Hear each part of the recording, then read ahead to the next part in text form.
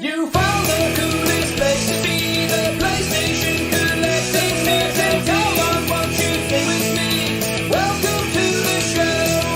Gather round the boys and girls, collectors from around the world. Let's show the people what they need to know. Welcome to the show. Gonna talk to Jeff when we got the fans. Gonna put their knowledge to the test. Gonna laugh and meet, gonna live the dream. Gonna show you things you've never seen. Gonna sing a song to the break of dawn. Gonna rock this party all night long. So come on everybody, let me see you dance. Get yourself ready, you can one long chance. You found the coolest place to be, the PlayStation Collector. Come on, won't you sing with me? Welcome to the show. Gather round the boys and girls, collectors from around the world. Let's show the people what they need to know. Welcome to the show. Welcome to the show. Welcome to the show. Welcome to the show.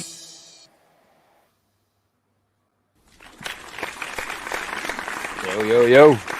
Hey, what's up, everyone? Welcome to Season 2, Episode number 19 of the PlayStation Collectors Podcast. And tonight we welcome back Reggie to the show. What's up, Reggie? How's it going, guys? Glad to be back. Yo. Welcome back, man. Thanks for coming back. Always good to see you, man. And tonight, guys, we are going to have a fighting game special for you guys. So we're going to talk about our favorite fighting games. We've got a fighting game quiz for you guys. And then we're going to try and make a definitive top 5 franchise fighting game list between the three of us. So that should be pretty fun. Oh my god. That's gonna be tough, but yeah. I think the hardest part of that will be what do we include as a fighting game and what doesn't fit in, and we'll get into that soon. Yeah. Power Stone. What have you been up Just to, kidding. Reggie? Oh, nothing much, man. Just finishing up some reviews, trying to get back on track with the channel, release some videos, like 2 videos a week. I've been behind for like the last month, but getting back on track. I almost hit that 100,000 subscribers, which I'm a few away now. So So close. Yeah. Hit that button, guys. I know, That's pretty awesome, crazy. man. If I was actively doing a lot of videos, I probably would have been there by now, but still, we're almost there. I'm going to a convention pretty soon here in Portland. I'm pretty excited about. So, yeah, man, lots going on. That's Nice. awesome, Good man. shit. Yeah, dude, I loved your latest beat 'em ups episode. There's really good stuff in there, man. A lot of interesting games you showed. I started that video like 2 months ago, and I barely finished it, which is not like me at all, man. Usually I'll start a video, I finish it, but I've been getting pulled around, so the video got delayed. But I'm glad you guys liked it, man. Well, you liked it too. Did you see it, Figsy?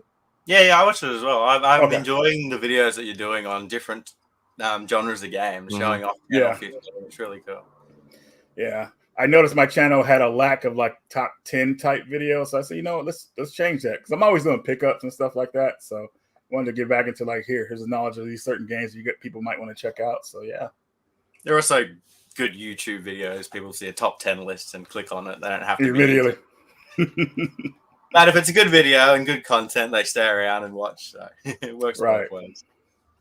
So for someone like me, I love that stuff because I the way I collect is I always do like little subgenres. I'll get like hooked on for a little while. Like I'm gonna buy nothing but beat 'em ups this week, or I'm gonna get nothing but fighting games for this week. And so that's how I always stumble on those lists. If you have like a little like top 10 this and you have a few, I watch all those because I want to know. Like it's so helpful.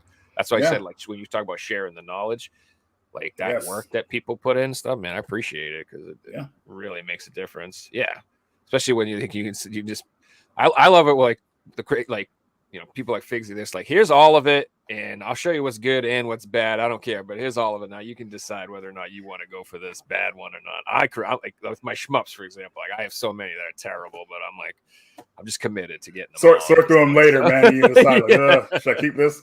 You know what's funny about the fighting games? Like when I was actually editing video on my cell phone years ago, I actually did like a top 30 of fighting games. And man, that video was so weird to put together, but I actually got it done. And I had like a bunch of different like fighting games on there that people don't even know about. Like people don't know there's a Fist of the North Star 2D fighting game by Arc Systems.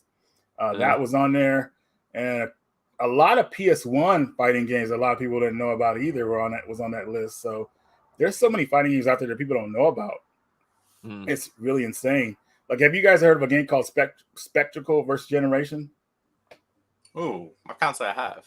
No. Yeah, I thought I was going to grab it here, but man, that's a fighting game that plays like an SNK game. Like it's so cool, but it's made by not Capcom or SNK. It's on the PSP. It's on the PS2, and it only came out in Japan and PAL territory. So basically, you're good to go on it. You can probably find it cheap. Just check But yeah, my man. walls if I've got it. But hey, You that's might one have of the it. that's one of the beautiful things about this genre is you can play Japanese games. You don't need English to play fighting games at all. Yeah, Like exactly. no problem. Yep. You know what I mean? Even if you get into the moves list, you're good. The arrows look the same. The squares look the Buttons same. are still the same. Yeah, You you're just can't good. see what the move's called. Yeah, and even in the English version, when they yell stuff, it ain't English anyway. It's usually it's just something I don't know what the hell they're saying anyway, or it's some crazy thing that doesn't matter. So, And yeah. you're right, Joe. Like even if you've played one before, even if the menus are in Japanese, you can still go navigate the menus, you know, and different things like that. Yeah, I just gotta write down what the modes are and stuff like that. It's not that hard, but yeah, that's one I like any games like that where you don't have to worry about the language. Like it's the one unfortunate thing about RPGs. They're just forbidden until someone wants to translate them because that's too much work for me. You know, it's weird, man. Like I was so hardcore about Final Fantasy VIII back in the day that I actually got the Japanese version because I couldn't wait for the English one, and I played all the way to disc 3, not knowing what was happening, but I kind of interpreted, hey, this is probably what they're talking about. But what a thrill! But yeah, I wouldn't. That's impressive, to be honest, man. I tried that. I got Phantasy Star Nova for the Vita because I love Phantasy Star, and I just was like, I want more Phantasy Star, and this is all I can get. So we'll try it, and it was all right. I could play a few things, but it just wasn't. I want to be able to read what the heck the story is, man. Yeah. Like I want to know what's going on. It's the main point, yeah. Yeah, You want I to know can what's play going it on. and kill the monsters, but I'm like, it's just not doing it for me. So. Yes, I love how your videos convinced me to pick up Slap Happy Rhythm Busters, Reggie. Yes, that was in that video I was talking about. And Slap Happy Rhythm Busters is a game that should have came out to America and PAL territories, but it only came out in Japan. It even has some English text in the game too, which is crazy. But another fighting game. It's a rhythm fighting game. So I'm trying to imagine this game in my head, man. Well, it's a mix of Bust the Groove, like our Dance Revolution. When you do your super move, when you enter the sequence of your super move, you have to do a Dance Revolution type thing. And if you get it right, you pull off your super move, and it's great. I wish I could have showed it to you guys. Dude, I probably love it. I love rhythm games, so yeah, I'm sure I'd be down for that. Yeah, dude, I'm a huge fan of that. Whenever I see a new rhythm game, Joe, you instantly come to mind. Did you pick up the new Switch game that was free? It was this rhythm like party game. I forget the name of it. I think I heard about it. And that's the last week in Nintendo Direct. I haven't picked up anything. They remade. God, what is it? That monkey game. He has like maracas. I can't remember the name of it. Oh, Sambo D'Amiga or yeah. That one looks pretty good. That one was pretty fun. I might pick that up. But yeah, I'm still hooked on Beat Saber and Hatsune Miku, dude. So can't get enough. But I bought like quite a few of the PS4 rhythm games. I have most of them. The question is, do I want to drop the money and get a Rock Band set? I don't know. Yeah, piecing all that together, man. Kind of, but not really. Like even if I got it, it would just put it. I don't have friends who would come over and play with me. So back in the day before social media, man, like everybody's going to each other's houses playing Rock Band, making it like it was a real concert. It was pretty on point, dude. All the time. I had a friend who got actually pretty good at drums from playing Rock Band. For somebody who didn't play drums, he got pretty good at playing drums from playing Rock Band. Yeah. See, that's interesting because you wouldn't get good at guitar playing Guitar Hero. Because it's just hitting buttons, but drums is the same thing. Like vocals would be the same, right? If you sung at SingStar all the time, you're going to get better at singing. That's true. Although my roommate's been singing Rock Band for quite some time, and he has not gotten better. When is the last Rock Band game that came out? Was it for 7th generation PS2, or did it come out? No, we got PS4 Rock Band. It's a PS4 Rock Band. Yeah, but does it come with all the equipment too? Yeah, it came with all the equipment. Oh, okay. I must have missed out on our maybe I'm thinking of Guitar Hero. There was two versions of it: the Rock Band 4, and then there was like a DLC type version of it. It's quite expensive now, so it's it's extremely expensive because the parts that come with it, it kind of reminds me of Steel Battalion. Like you have to have that controller. Yeah. You know, that controller was authentic too, man. Like no joke. I can understand why it was so expensive back in the day. But yeah. So So that's cool to have one today, though. Like, I've seen people play it. It's like, oh, that looks so much fun. Yeah. yeah, dude. And I'm like, gosh, I love those peripherals and stuff like that. Like, Mhm. I have the drum. Have you ever played the drum rhythm game? What the hell is it? Yeah, Tatsujin? Tatsuya. No, I can't Oh, say it. Tessin, yeah, I know what you're talking about. Yeah. So I picked that up for the Switch just because there's like more physical games for it available on the Switch. There's like 3 you can pick up, and I think there's only 1 on the PS4 that I know of. There might be 2. But I just love having those like peripherals, man. And they have like a giant ass drum you can order, and like I kind of want it. It's Yeah. massive, dude. It's like this big. It's like seriously, like this So is cool. hell Reminds me of yeah, like a dude. marching band drum or something. Yeah, they're pretty expensive, but it's like got some serious weight to it, and like I don't know if anyone's ever played it, but the little ones, like they're kind of a pain in the ass because like when you hit them, they move a little bit constantly, and they're constantly moving around. So you have to always figure out a way to like brace the thing. So you either have to like I put like weights. I have like weightlifting weights, and I like put them all around it and like build like a cage so it can't move. So I play, but so I don't know. It's kind of annoying, but I want the giant one just because I figured that thing won't move. It'll just stay put, and you can play it. And I don't know. Maybe I'll be better at the game too. It came out on PS2 back in the day first. If I recall. It might have. I don't know. I'm pretty But sure they there's have- a drum for the PS2 as well. I recall seeing one and I picked up once.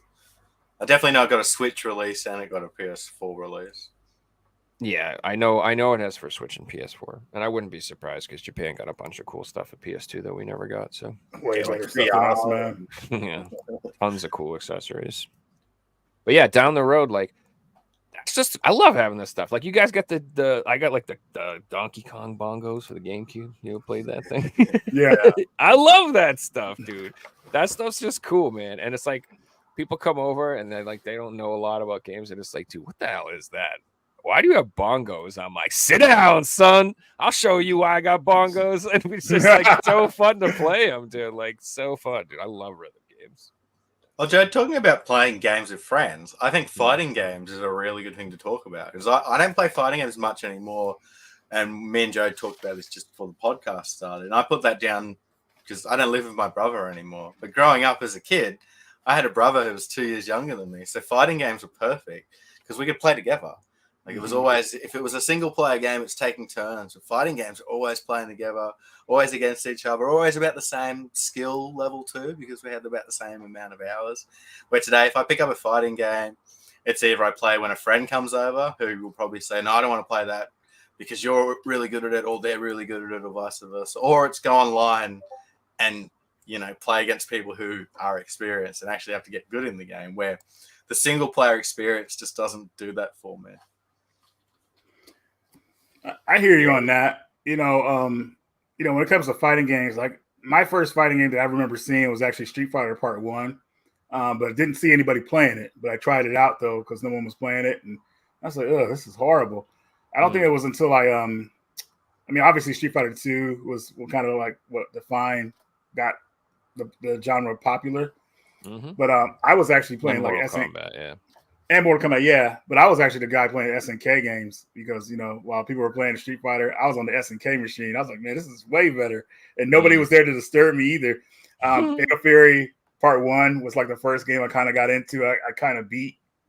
Fatal Fury Part 1 is kind of all over the place because it's not really a balanced game. But there's a mechanic you use with Andy Bogard to keep doing the flying elbow move to beat all your enemies pretty easily.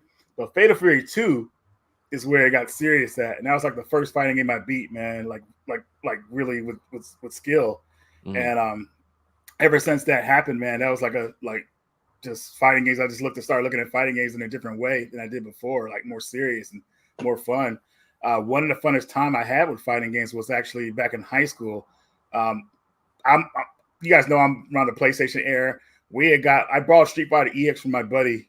And man, my friends came over. We played that game. We thought it was so amazing, dude. We had Street Fighter EX is fun, man. Like, dude, and it's skillful too. It was so much fun. And I remember like after we would fight each other and beat each other, we were laughing like the loser, and we would show the replay. And the replay, you could change the camera angles and see how they got hit and punched and everything. It's freaking hilarious. We used to get mad, but it was all good fun. But man, those are some of my more fonder times in fighting games. We didn't play like tournament level, but we played for fun. And you know, that's how it was. I see a lot of the gamers now, man. Like now that you can make money at it, man, they serious business, man. Like, ugh. I'm like, it wow, is serious. Dude. Yeah. Dude, just the gear is insane. It's like my fight stick is $600. Oh my god. Oh, jeez. Well, there's esports for fighting games. Look at Super Smash. Like it has an entire decade plus of esports history. I would never think that game would have been like a serious competitor for a fighting game. But look at it now, dude. It's one of the top ones.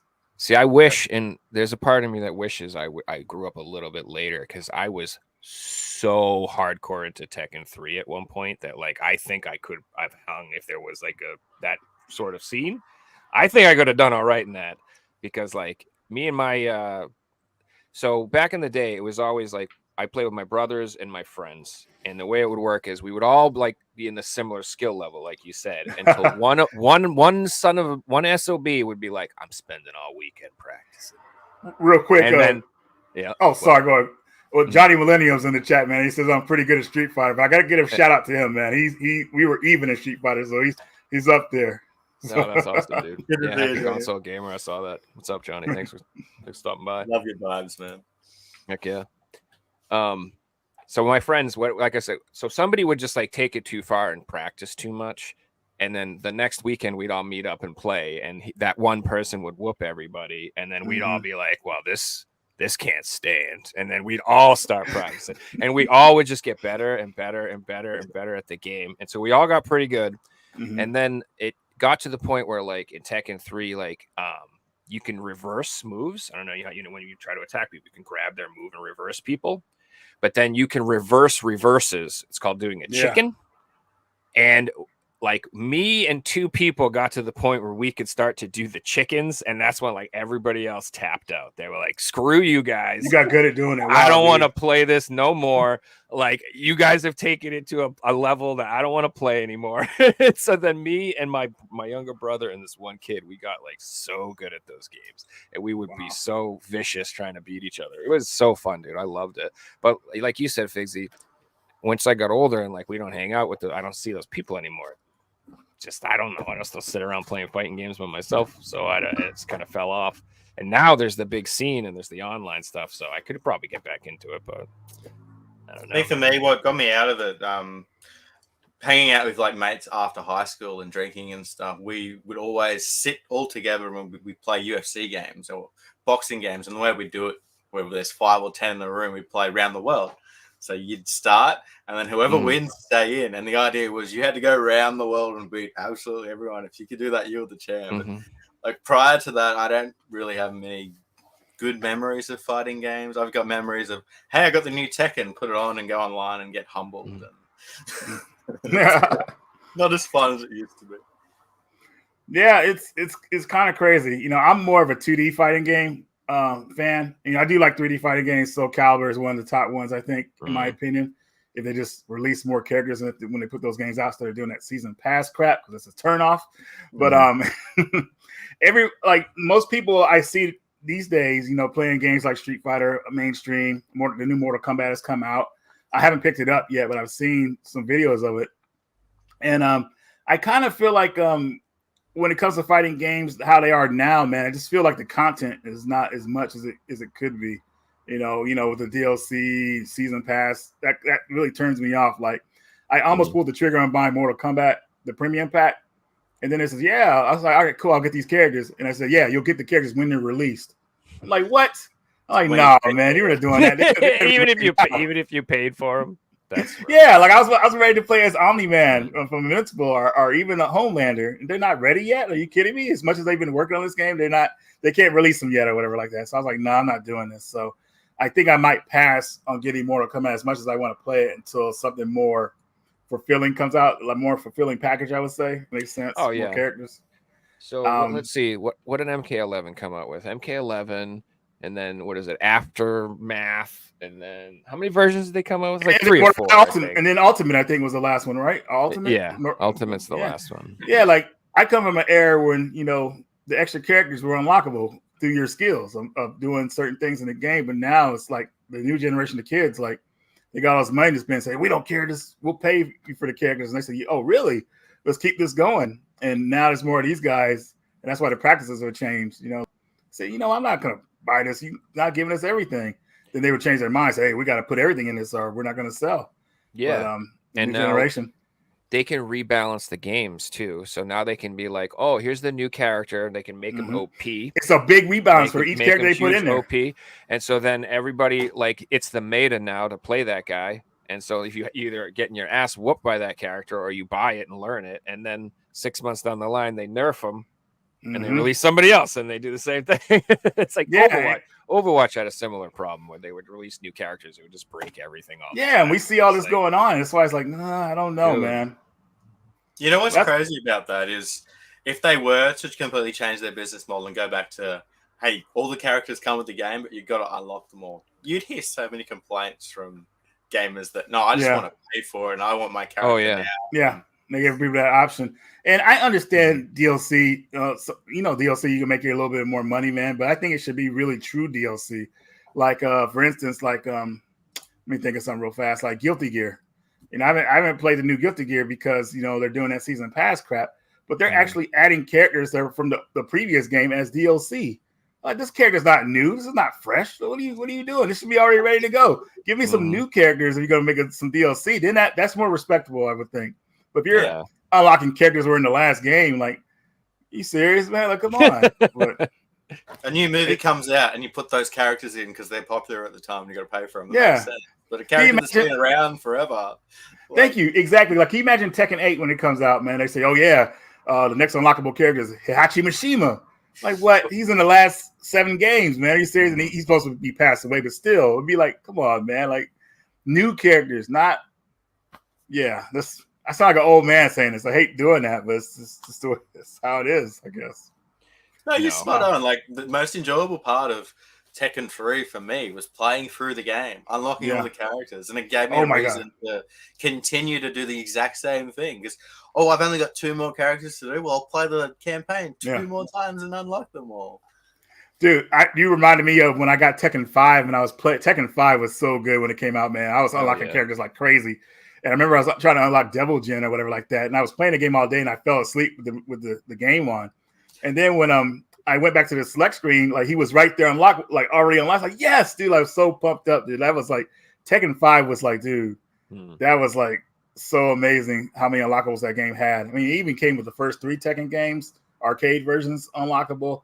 And it had Starblade, which is another arcade PS1 game unlockable. I mean, that was a true package right there. It had Tekken Bowling? Right. Tekken Bowling, baby. Hell yeah, dude. Where's Tekken Bowling? If that isn't in the new game, forget it. I'll do a season pass for Tekken Bowling, but that's it. Not for it was a good replacement for Tekken Force mode because that was kind of lame. So it was, but I wish they could have kept that idea going and made a cool beat 'em up, something like that, or more 1-player content. They kind of did, actually. Which game? In the new one or 7? Remember that game called Urban Reign for PS2? For PS2, yeah. Yeah, it had Paul and Law unlockable. That game was. Oh, did they? I didn't know they were. Yeah, dude, it was really. Oh, that's cool. There's quite a few spin-off Tekken games when you really think about it. Yeah, well, that's not a Tekken game. That's just some Capcom or some fighting game or something like that, right? Or is Namco? That must be Namco. No, it was Namco, but it's just that game. Now I want to play it. Now that game. I've been picking up, like I said, I get into niches and the PS2 action games and the beat 'em ups. I've been looking into a bunch of those lately and picking up some of those. So I just looked at that game recently. Some research for tonight's episode. I looked into Soul Blade, and I noticed some characters in Soul Blade that are Tekken characters. Are they crossover franchises? Yoshimitsu is, but I don't think that's it. Hawaii was in there as well. Who? Hachi was in Tekken. I mean, in Soul Calibur. He's in Soul Calibur. Yeah, for the PS2 version, he was in that version, and then Link was in GameCube. And who the hell did Xbox get? Was it Darth Vader or Spawn? Spawn, yeah. Yeah, I think that's about it. Fixie, as far as crossover, it was Yoshimitsu was the only one. He's like an ancient ancestor of Yoshimitsu at that, I think. So, And I'm terrible with him in both games. he's a gimmicky character. Yeah, he's awkward, took me man. years, It was but Tekken 3 design, though. That was the before. best design for Yoshimitsu was Tekken 3. They should have kept Yeah. that. I was just that bastard that did the big long stabby move over, just trying to get you there. Almost took all your energy. Yeah, dude, I was terrible with him. You know, I was good with his Valdo though in Soul Calibur. That freak. Really? Hell yeah, I was mad. I was really good with him. I actually got okay with Dr. B too because that No was way. Oh yeah, dude. So remember when I said kidding me? Yeah, so what happened was nobody could play that, dude. And then, like I said, one of my friends like secretly practiced Dr. B for like a month and didn't tell nobody. And then all of a sudden show up one day and he was just doing all this crazy stuff with Dr. B. I was like, what the? I mean, it was so funny, dude. And he whooped us. And so like we all put a little time into him and learned it. But he, again, is really weird to use. Valdo is a beast, though. Valdo is amazing. He is. Oh, yeah. But Dr. B is weird. I don't even think he stands up. He just lays on the ground and kind of wiggles, if I remember right. Yep. And he jumps around. Because he has like no legs. He has like broken legs. So he falls over all the time. And then like, but then he has like rockets and stuff. And he shoots around and does crazy stuff super fast. He's awesome if you can figure out his stuff. Something that I do love about fighting games is if you are playing fighting games over 10, 20 years and you are playing the same one and you have that character, is you learn the moves and the character's moves stay the same. If not, they'll expand on them. But like if you've spent the time to learn a character's moveset, it's the same in Tekken 2, Tekken 3, Tekken 8, Soul Calibur 3, Soul Calibur 4, etc., which is what I love about these games. Yeah, Nina Williams, and I can still use her moves today. Yeah, you keep that familiarism with those characters, which is nice. So, yeah, Nina, wow, dude, that's another character. I think. Oh no, never mind. She's a part of the regular roster of Tekken 8, I believe. But yeah, I used to love Nina and Anna. They were my two go-to fighters as a kid. Did you ever play that game Death by Degrees with Nina? Yeah, it was good. I sold my copy because it didn't have a manual, and I got a rule that everything has to be complete. So I'm still looking out for a complete copy. Well, that is the first game to do the X-ray. Remember the X-ray moves from Mortal Kombat? Yeah. Death by Degrees is the first one to actually do. I remember doing it. Like when Nina would do a certain move, it would show like the characters. It was so brutal what the X-ray was in that game, man. Like it freaking like amazing. But I feel like it was the first game to start the X-ray moves, like showing like hearts being stopped, bones breaking. Whew. Which became a staple of the series, really. Yeah. Hey, Reggie, you might know this. Someone's asking in chat, is Mortal Kombat a remaster of the first game, or is it new? No, it's new. So what they're doing with Mortal Kombat, the last game ended with a new timeline being created. So it's a sequel, but it's starting the timeline over again. So characters are somewhat different. You know, I'll give you an example, like Kuai Liang, which is Sub-Zero. In the new game, he's actually Scorpion now. So yeah, it's pretty crazy. Yeah, and they're brothers. I heard. And they're brothers, yeah. And Shao Kahn's not in charge no more. It's it's Sindel. Yep. Sindel. Yeah. So yeah, it's a sequel and a soft reboot all in one. Hopefully get new fans into the series as well by doing it that way. Starts the story again. You don't have to buy the last one to be able to play this one, etc. It's a smart tactic for a story because it's hard to keep going and like keep a story going, especially how hard they go with the story mode in Mortal Kombat. Like freaking the people they fought, like Shinnok and Kronika, it's like, dang, who could be stronger than them or whatever like that. So they say, you know what, let's reboot the series, boom, and it works. It kind of needs a fresh coat of paint every once in a while, to be honest with you. So 100%, yeah, I agree. It gets a little crazy when games start getting into the part 12, 15, 16, you know what I mean? It's like, all right. When they're going to start using Roman numerals as numbers. Yeah. You just at some point, you just go EA and start putting years. You're like, here's just Soul Calibur 16, 17, 18, 20. I mean, they should do that at some point. Hey, it could be Microsoft, and it could be called Soul Calibur X 360 series. Oh, gosh. Yeah, if they could do it backwards. Yeah, no, that would be more confusing. Yeah, Yeah, man. More like, are you guys a fan of the Soul Calibur series? Pretty much. It's one of my I had a favorites. bit of it, but nothing like Tekken Did- or anything. I never learned characters or anything like that. Oh, really? Did you guys enjoy the last one, 6?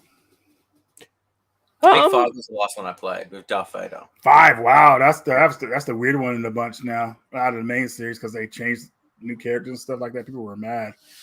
I like 6. I think 6 visually looks stunning. Like it is gorgeous. The actual moves. I don't know about you though, but it had weird mechanics, like with the ring out mechanics in that game seemed like loose. Like you could just Really? you just fall out of the ring like no problem. Like it seems like it's really easy to get a ring out in that game compared to other ones. Not it was hard in the past, but like if you back up one step, you're just gonna walk fall out. off. Yeah, and I don't know. I just feel like it was like a little more. I don't know. Well, hard to do back you then. gotta notice that a lot of fighting games they kind of try to make them more easier for the new generation of people that modern games like. I heard that in Street Fighter, you don't even have to do the moves. There's like a button. Yeah, so my buddy Jason, level 1 online, man, like he always used modern controls, and I hate that because I always use the regular 6-button controls. But the difference obviously the modern controls is easier, but pretty much if he wants to pull off a super move, he's going to get it every time. If he gets me with a combination, I know that move is coming. Me, I have to be skillful and make it sucks. But I think it's kind of cool for people that that aren't able to play 6-button controller. Like somebody probably that has like one arm could play Street Fighter now because it's modern controls. Like just pushing buttons. Accessibility is really good in gaming today. I love it when a new game comes out and there'll be a mode to play it for everyone. It's not just for people that have 2 hands and eyes, and it sounds cliche, but games are for everyone these days, and it's great. Mm-hmm. I do, but then at the same time, it's like you're missing some of the point of the game. Like if you could execute those really hard things, it was exciting. Like my friend, I never could do them, but my friend figured out how to do like the 20 grab chain combos that King could do. You know what I'm saying? Where he just grabs you, and then you just put the controller down and you go get a glass of lemonade because you're done, dude. You're done. And he could do them and it was just. It was impressive. Like you could try to mash your way, button mash out of them, and sometimes you could throw them off. But like for the most part, you were toast. Yeah. And I don't know. That's never going to be the same if you could do King's super grabs by pressing one button and doing some sort of like auto or whatever. It's not the same.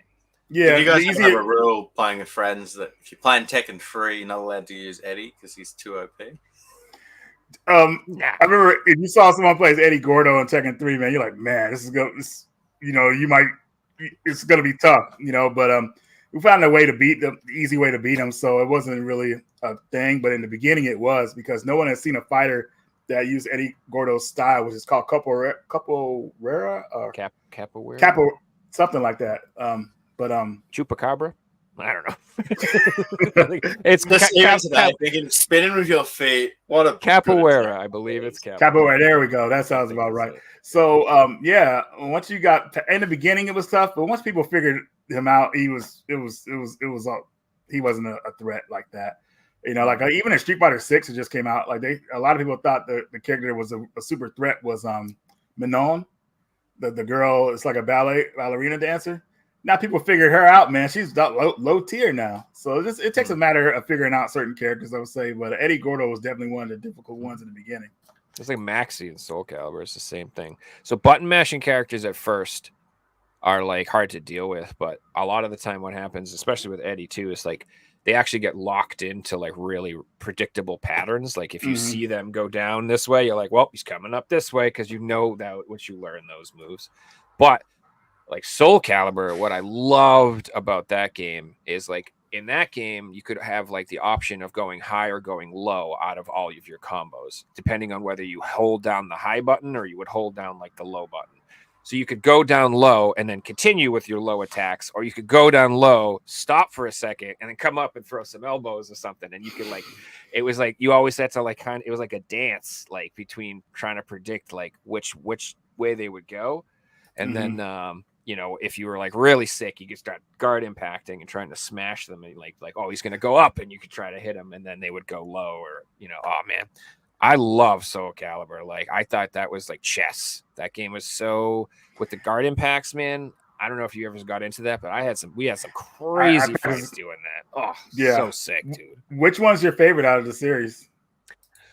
So I always will love 1 on the Dreamcast because it was so flippin' amazing at the time when it came out. Like that game looked gorgeous. Like I think I talked about this before, but like that made me want a Dreamcast so badly. That game alone. Like I had a PS2 and I had Tekken and I had fighting game, but I swear that looked better than any PS2 game at the time. Like the way it played, like the frame rate or whatever it had going on, I just loved it.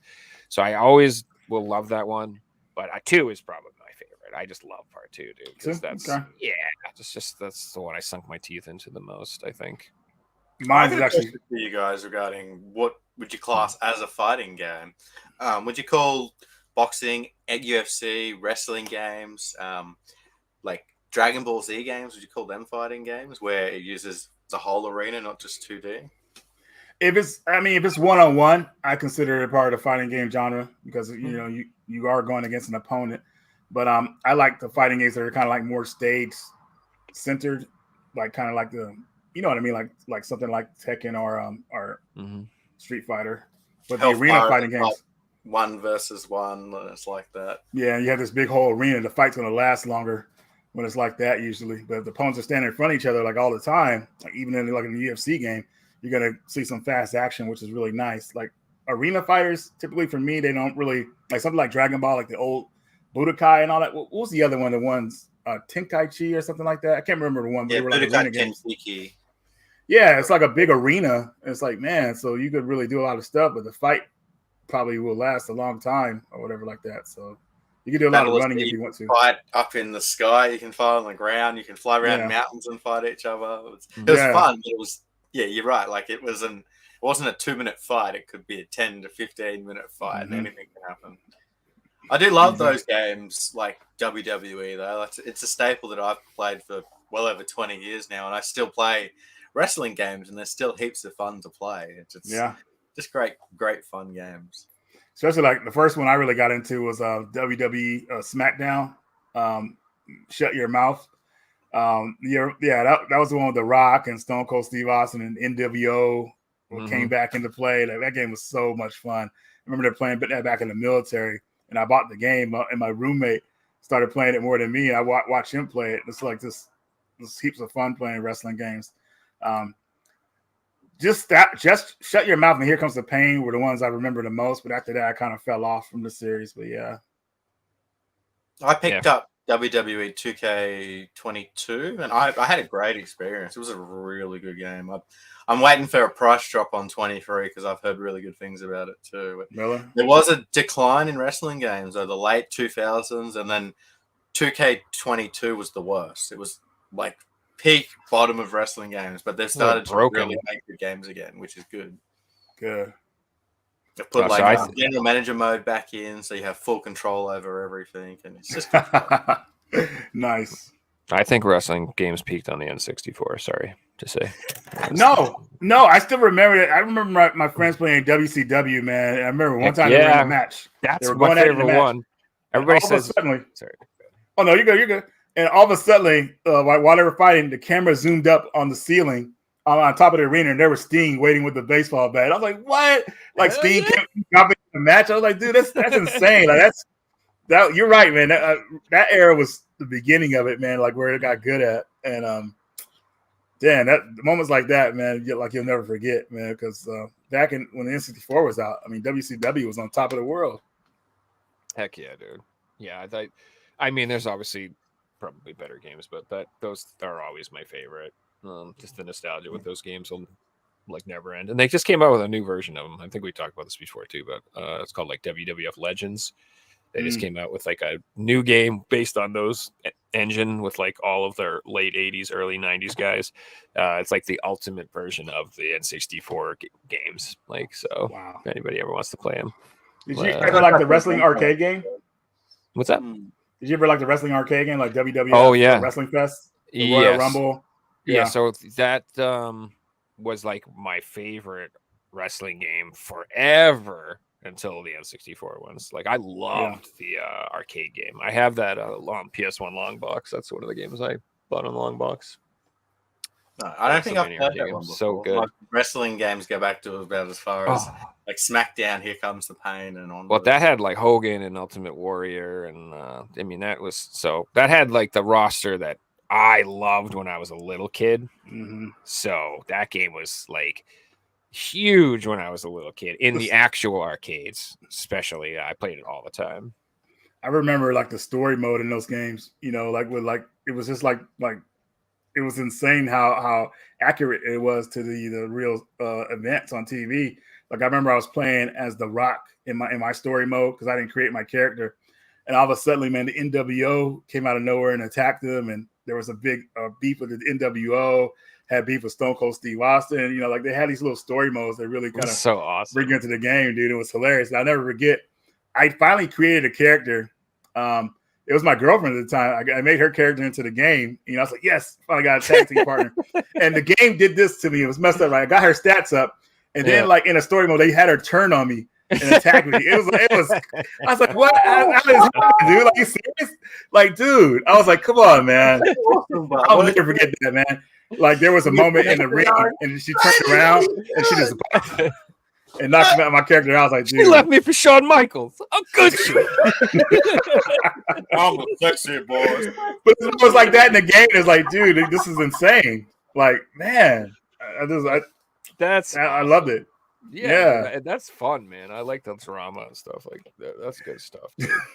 There's a comment here saying that Star Wars Force Unleashed on the Wii had a fighting game mode. I wasn't aware of that. It's meant to be really decent. That's really cool. Yeah, I don't know much about Wii fighting games. There's only there's one good one. Castlevania. I mean, a lot of people look at me crazy, but Castlevania Judgment is actually a pretty good game on the Wii. I haven't played that one. It should have been on another system, though. There should have been a Bushido Blade where you can fight with the swords. That would have been dope. Bushido Blade was like the first fighting game I played where you could get instantly killed. Like, man, that game was serious business, man. It was totally different. Taki was saying WWE All-Stars was a great arcade brawler. I probably rate that as one of the best PS3 fighting games. Like, I have not played that yet, Fixie. I need to pick that one up. There's a reason it's still $30-$40 because it's amazing. Really? Yeah. Yeah, it is really good. It actually came with a fight stick when over here in America. Yeah. Yeah. Yeah, I've seen that box. It looks awesome too with the white colors and the yellow and everything. So here's my question: what do you think is the worst fighting game you've ever played? Because there's some bad ones out there. It has to be a PS3 game because I went through a phase where I played every single fighting game on PS3. I played one a day for 2 months or something until I played them all. I just thought of the game. It's let me keep thinking because I don't want to. There's some pretty janky ones out there, man. It's probably a 3DO game. Well, yeah, that goes without saying. That controller qualifies it already. I think the worst fighting game I played, and it's a version of a game, I would say. Yeah, that's the same for me. It's a version. Yeah. It was probably like Samurai Showdown on the Super Nintendo. I thought that was pretty bad. Oh, that's the one that doesn't even have Earthquake, right?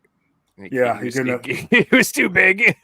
Too big. They even took Earthquake out of the Sega CD version, I think. Or maybe they didn't. Maybe that's Genesis. I can't remember. But yeah, he's missing. Fatal Fury Part 1 on the Super Nintendo was pretty bad. That's funny. Yeah. But something that really stands out, man, that's like its own game. I'm trying to think of something that really threw me off. I was like, dude, I'm never playing this game again. And maybe like a clone of Super Smash Brothers, one of those games that just didn't work or something. Like a clone type game? There's plenty of them. So for me, it was one of those things like me and my brother, we used to play this game in the arcade and we actually kind of liked it. And then I got the Super Nintendo version and it was just doo-doo. It was the Time Killers, I think it's called. Yeah, I remember that. Yeah, that game, bro. Yeah, the Genesis version sucks, man. I can't remember which console it was, but I just remember in the arcade it was actually pretty fun and kind of gory and like kind of awesome. And then at home it was just bunk. Like the character sprites were like half the size they're supposed to be, and like it just was. I hated it so much. Yeah, I could never get into clay fighters. Like it wasn't. I wouldn't say that's a terrible game, but it's not one of my favorites for sure. Yeah, that's definitely up there in a bad fighting game. I would say Clay Fighters. That's a good one. Yeah, Pit You know, Fighter thinking was back, pretty I can just junk. remember the good ones. So maybe the bad ones just left my memory, and I've just Well, here's an example of a bad one. Street Fighter Part 1 is a pretty bad It is fighting kind game. of bad. Yeah, It the is very bad. first one. I mean, if you could pull off a super move in that game, like, dude, you got skills. But pulling off a special move in that game was more rewarding, but how to do it was just insane because the inputs were so bad. What makes a bad fighting game, first of all, is controls. If you can't pull off moves like you want to, horrible. So I feel like Street Fighter 1 is probably one of the worst ones out there.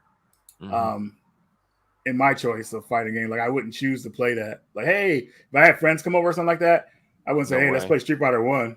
Like, kill No, the move. dude. You got a few people in the comments saying Shaq Fu. It's pretty bad. Shaq Fu is kind of fun if you play as Shaq. If you play as the other characters, it's lame. I like Shaq Fu, though. I mean, I know it's a bad game, but I had fun with it, though. So. It got released on PS4, didn't it? They had a sequel, Shaq Fu Reborn, and they made the game a beat 'em up. And that yeah. I bought that 100%. There's that Mm-hmm. Shaq Fu game. Heck yeah, that's in my collection. Of Yeah, course. it's a pretty decent beat 'em up. It should have been 2 players though. Like a 1-player beat 'em up game is dumb. That is dumb. They figured that that's Final Fight 1 on Super Nintendo. Same thing, right? Oh my god, yeah. One What were they player. thinking? Yeah. Hey guys, a little bit off topic, but I wanted to ask what you guys are playing at the moment. I ain't playing Resident Evil 4 Separate Ways. I was on the last chapter. Things are getting pretty crazy. You know, it seems like I'm at the end. So, yeah, playing that right now. Nice. Nice. I've been playing this game called Moon Scars. I don't know if you've heard of it. It's kind of like a 2D action game. Gosh, it kind of looks like what's that game called? Slain kind of artwork. Have you seen Slain or Valfaris? Yep. Where it's kind of like pixelated, but it's got like that, Mhm. I don't know, specific look. Kind of looks like that artistic. It's like old school heavy metal artwork. Yeah, and it's like a dark kind of like, gothy 2D action game, kind of like Blasphemous and all those other types of games, sort of thing. Blasphemous. Yeah, that game was brutal. This game is Moonscar's cool though because like it you have this like magic resource called Ichor, and you can use it to either cast spells on offense or you can use it to heal yourself. So you can constantly basically heal yourself throughout the game. So it's a fair game for the most part compared to some other games in that genre where it's just like a grind fest where you die a million times. I don't know. It's not a bad game. It's not the greatest thing. It's nothing. It's 100% just like all those other games. So if you like that type of game, you'll like this one, but it's not going to blow your mind. Yeah, it's cool. I enjoy that stuff. So it's right up my alley. And then, oh my God, dude. I got the Steam Deck. So when you ask me what I've been playing, A little bit of everything, huh? oh my God, dude, I have been playing everything. Well, another game we've been playing, we actually played Chainsaw Massacre together. That's and, right. We did. That was pretty fun. I didn't escape the first time with you. Mm-hmm. But we made it out the last time, thankfully, Yep. which was nice. It was very intense, Mm-hmm. very, just crazy. That was fun. It is crazy. Figsy, we're still waiting on you to join us, Figsy, when you get some time. We can all 3 play it. So I'm unfortunately addicted to a little game at the moment called Starfield. I'm about 7 hours. You're playing that. And Yeah, I you can can't see get any myself better. playing 500 hours. I've explored legitimately less than 10% of the game, and I'm 70 hours in. It's amazing.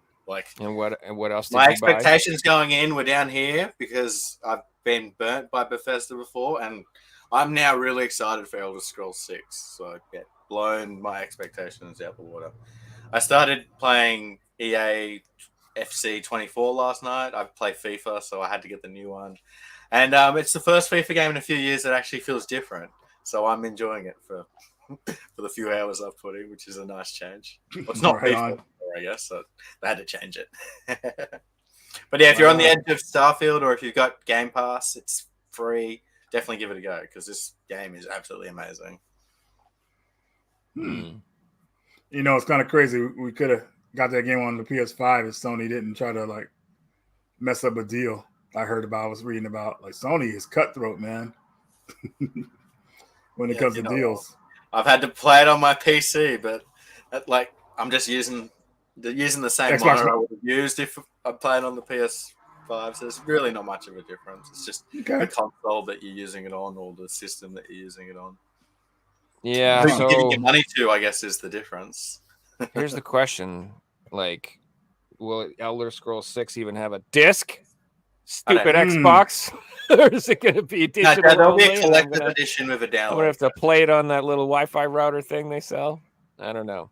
I've been thinking about picking up the disc edition like now, just because I feel like that's gonna be the last one, and so it's gonna be that'll be the Cadillac of the Xbox franchise for collecting, is that one, the disc drive. So I might as well pick one up now. You know, Then it's the funny. counter to that is, are they going to still keep making games? What's Xbox incentive to put out a physical copy of their game when half of their consoles are digital only? And they're like, look, even our Xbox Series X players, we can check the stats, and 70% of them are buying digital games, so we don't have to put the disc out anymore. You know that they want to do that. They don't want to make. That's what they try to do with Alan Wake Part 2. Yeah. They say, we don't want to make a disc because we're going to be updating the game. Like, yeah, right. You still want a middle, man. You want it to be digital only. Just say that.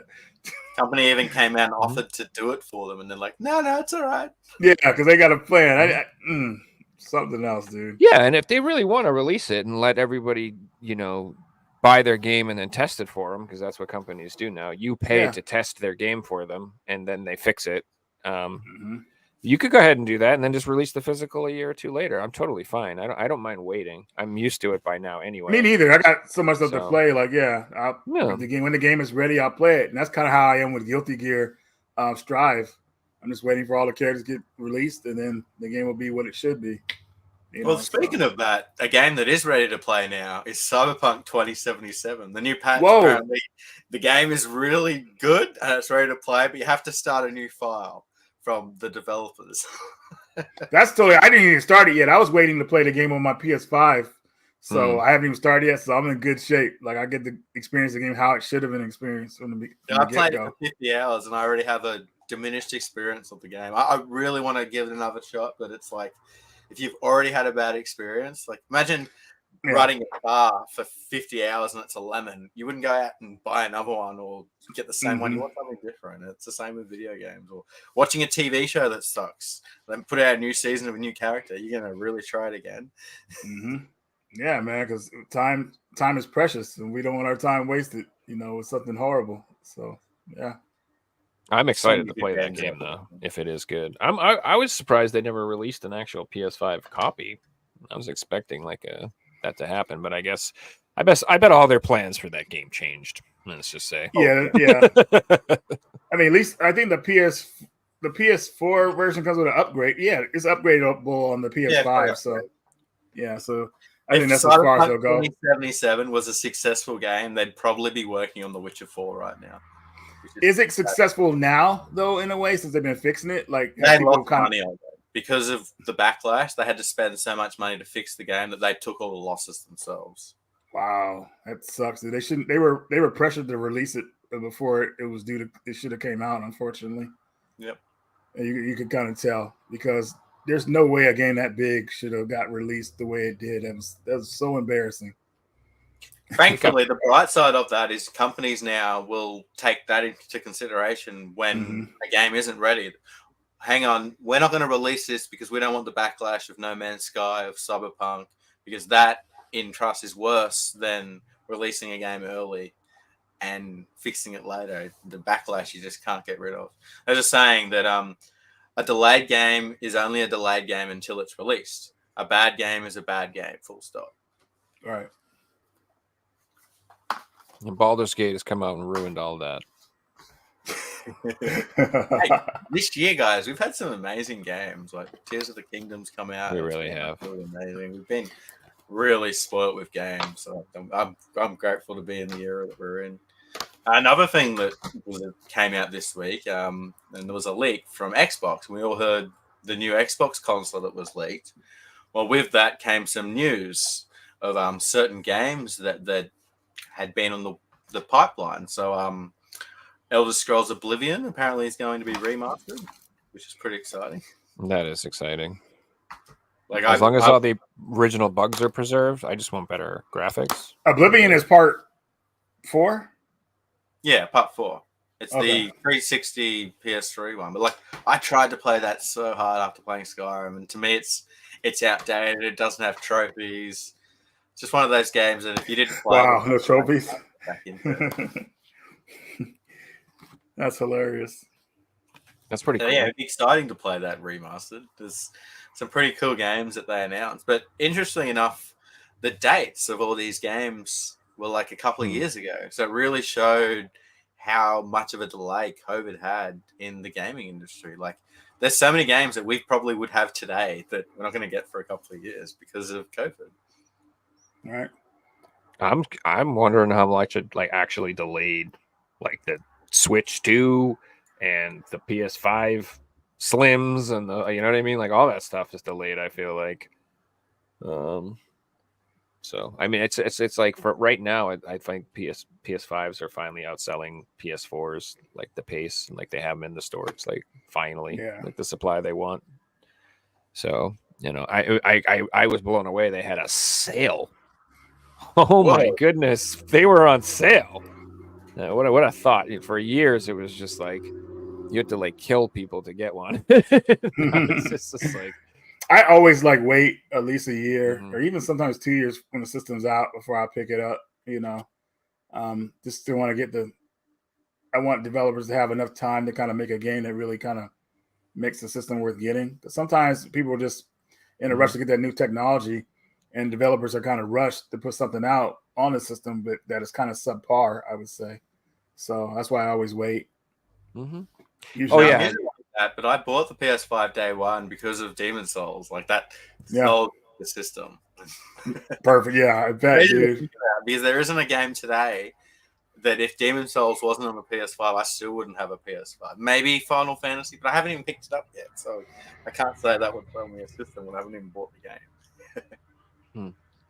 So for me, the only reason I have a PS5 right now is because it's backwards compatible with my PS4 collection. That was the reason I picked one up now. Because like you said, there's a couple games that I played on it that, you know, were exclusive that, you know, I played Returnal on and Ghostwire Tokyo, and there's a few other ones that I really enjoyed, but I could live without those games. You know, I could live without Ratchet and Clank. I would have been fine.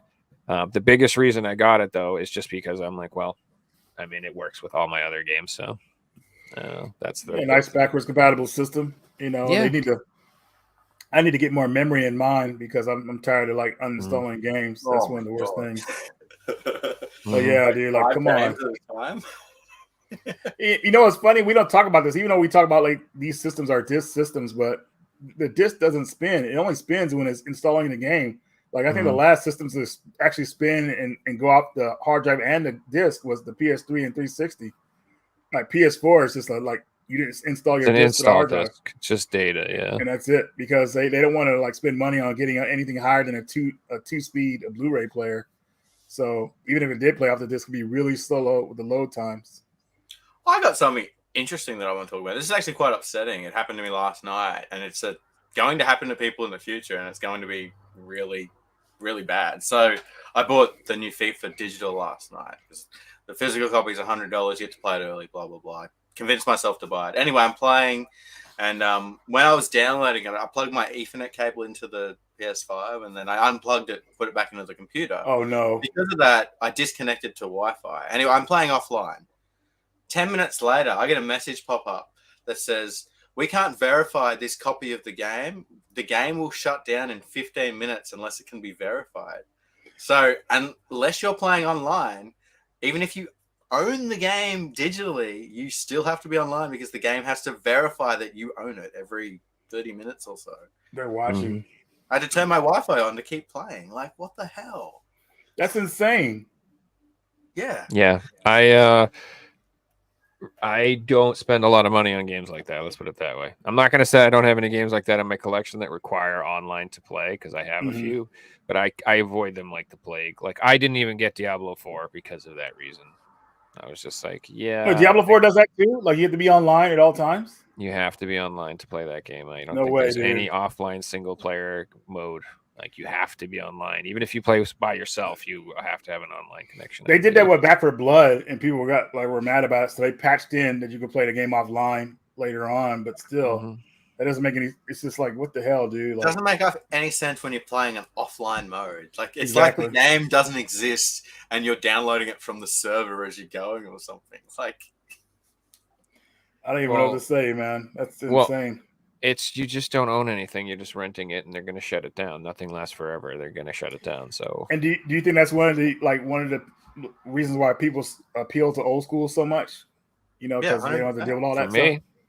You buy it, you own it forever. Diablo 1 on PS1 is worth like $120. So, and I don't think Diablo 4 is going to be worth that much in 20 years. That's worth that way. If it's even like you're allowed to play it anymore, it'll be on some server.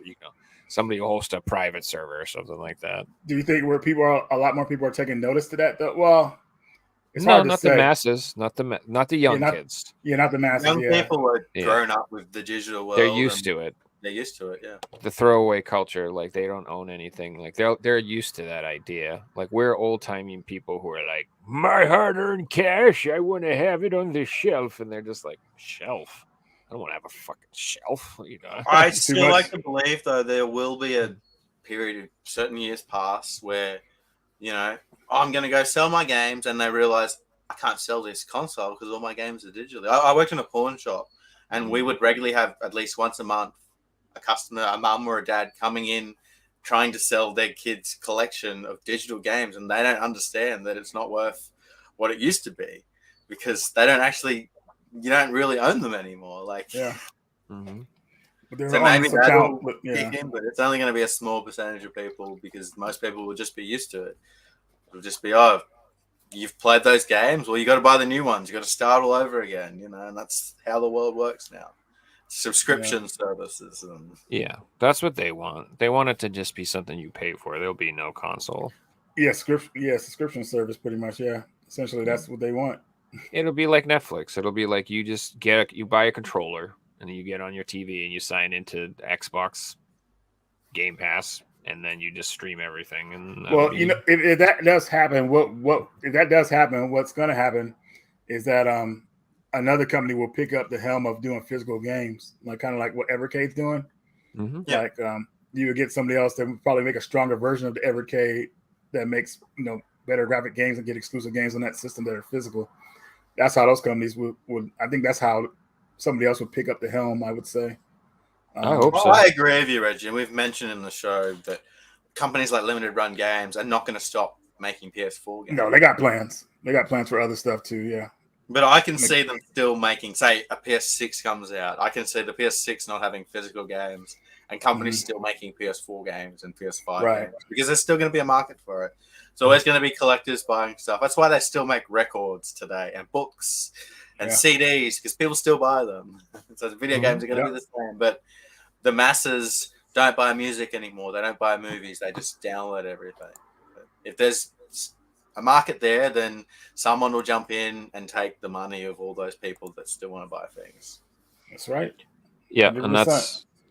And I think, like you said, there'll always be a market for indie games. There's like I said, you could make a million games like Moonscars and I'll probably buy them. I'm like, oh, it reminds me of Castlevania. I'm a sucker. I'll buy it again and play it again. I just love this shit. I'll just keep playing it forever. I don't know. You could definitely keep going forever. It just might not be the most cutting edge AAA experience or whatever, but who cares, dude? Like, I don't even know. Like, games are so good. I don't even need them to get better, dudes. I'm happy. Let me ask you this. And when it comes to fighting games, do you guys like the previous era fighting games, or do you like how they are now? I like the old school, how it was. I'm not a fan of the new model of pay to unlock characters and different things. But I understand why they do it because that's how the modern generation have been grown up, and that makes more money. So it makes sense. Yeah, but not only that, like the level of skill that's required in games, like it was back in the day. Like, man, I mean, I remember everybody had to learn like combos on their own, but now they have like automatic combos and stuff like that, like one button push combos. That's unheard of to me. Like back in the day, like what? What is this? It takes a huge that's what I mean by like it takes some of the excitement out of it because especially if you were into like I've seen quite a few people in the chat say they had like a local pizza joint, they had like an arcade scene, or they had, for me it was this little like hot dog stand place where like there was a laundromat, and like there was this little place they had like a Street Fighter and an like a Neo Geo SNK. So they had Samurai Showdown, Street Fighter 2, and a couple other games. And dude, there was always people in there playing. And like you said, executing those moves and having those skills, especially where I was I was really little, and like I was always so like in awe of like the teenage kids who could do all the crazy stuff, because I would button mash for the most part, but I couldn't do any like real constructive combos or fighting or anything. So it was just so fun to watch, and it was so exciting. Yeah, seeing all those amazing moves being pulled off. And now it's like you see all that crazy stuff, and you're like, oh, is he just holding down the button or whatever? It's just like, I don't know. It's not the same. Like there is a skill to it. I'm sure there's more to it than just holding down a button. I don't know, but it's not the same. Like, I don't know. Yeah, so the last real skillful fighting game I remember, for at least that I played competitively, was a Street Fighter 4 and all those versions. I think that was the really last one to really, when it comes to like the half circle type moves and all that stuff, to be a real super skillful fighting game for me. Street Fighter 5 was really weird.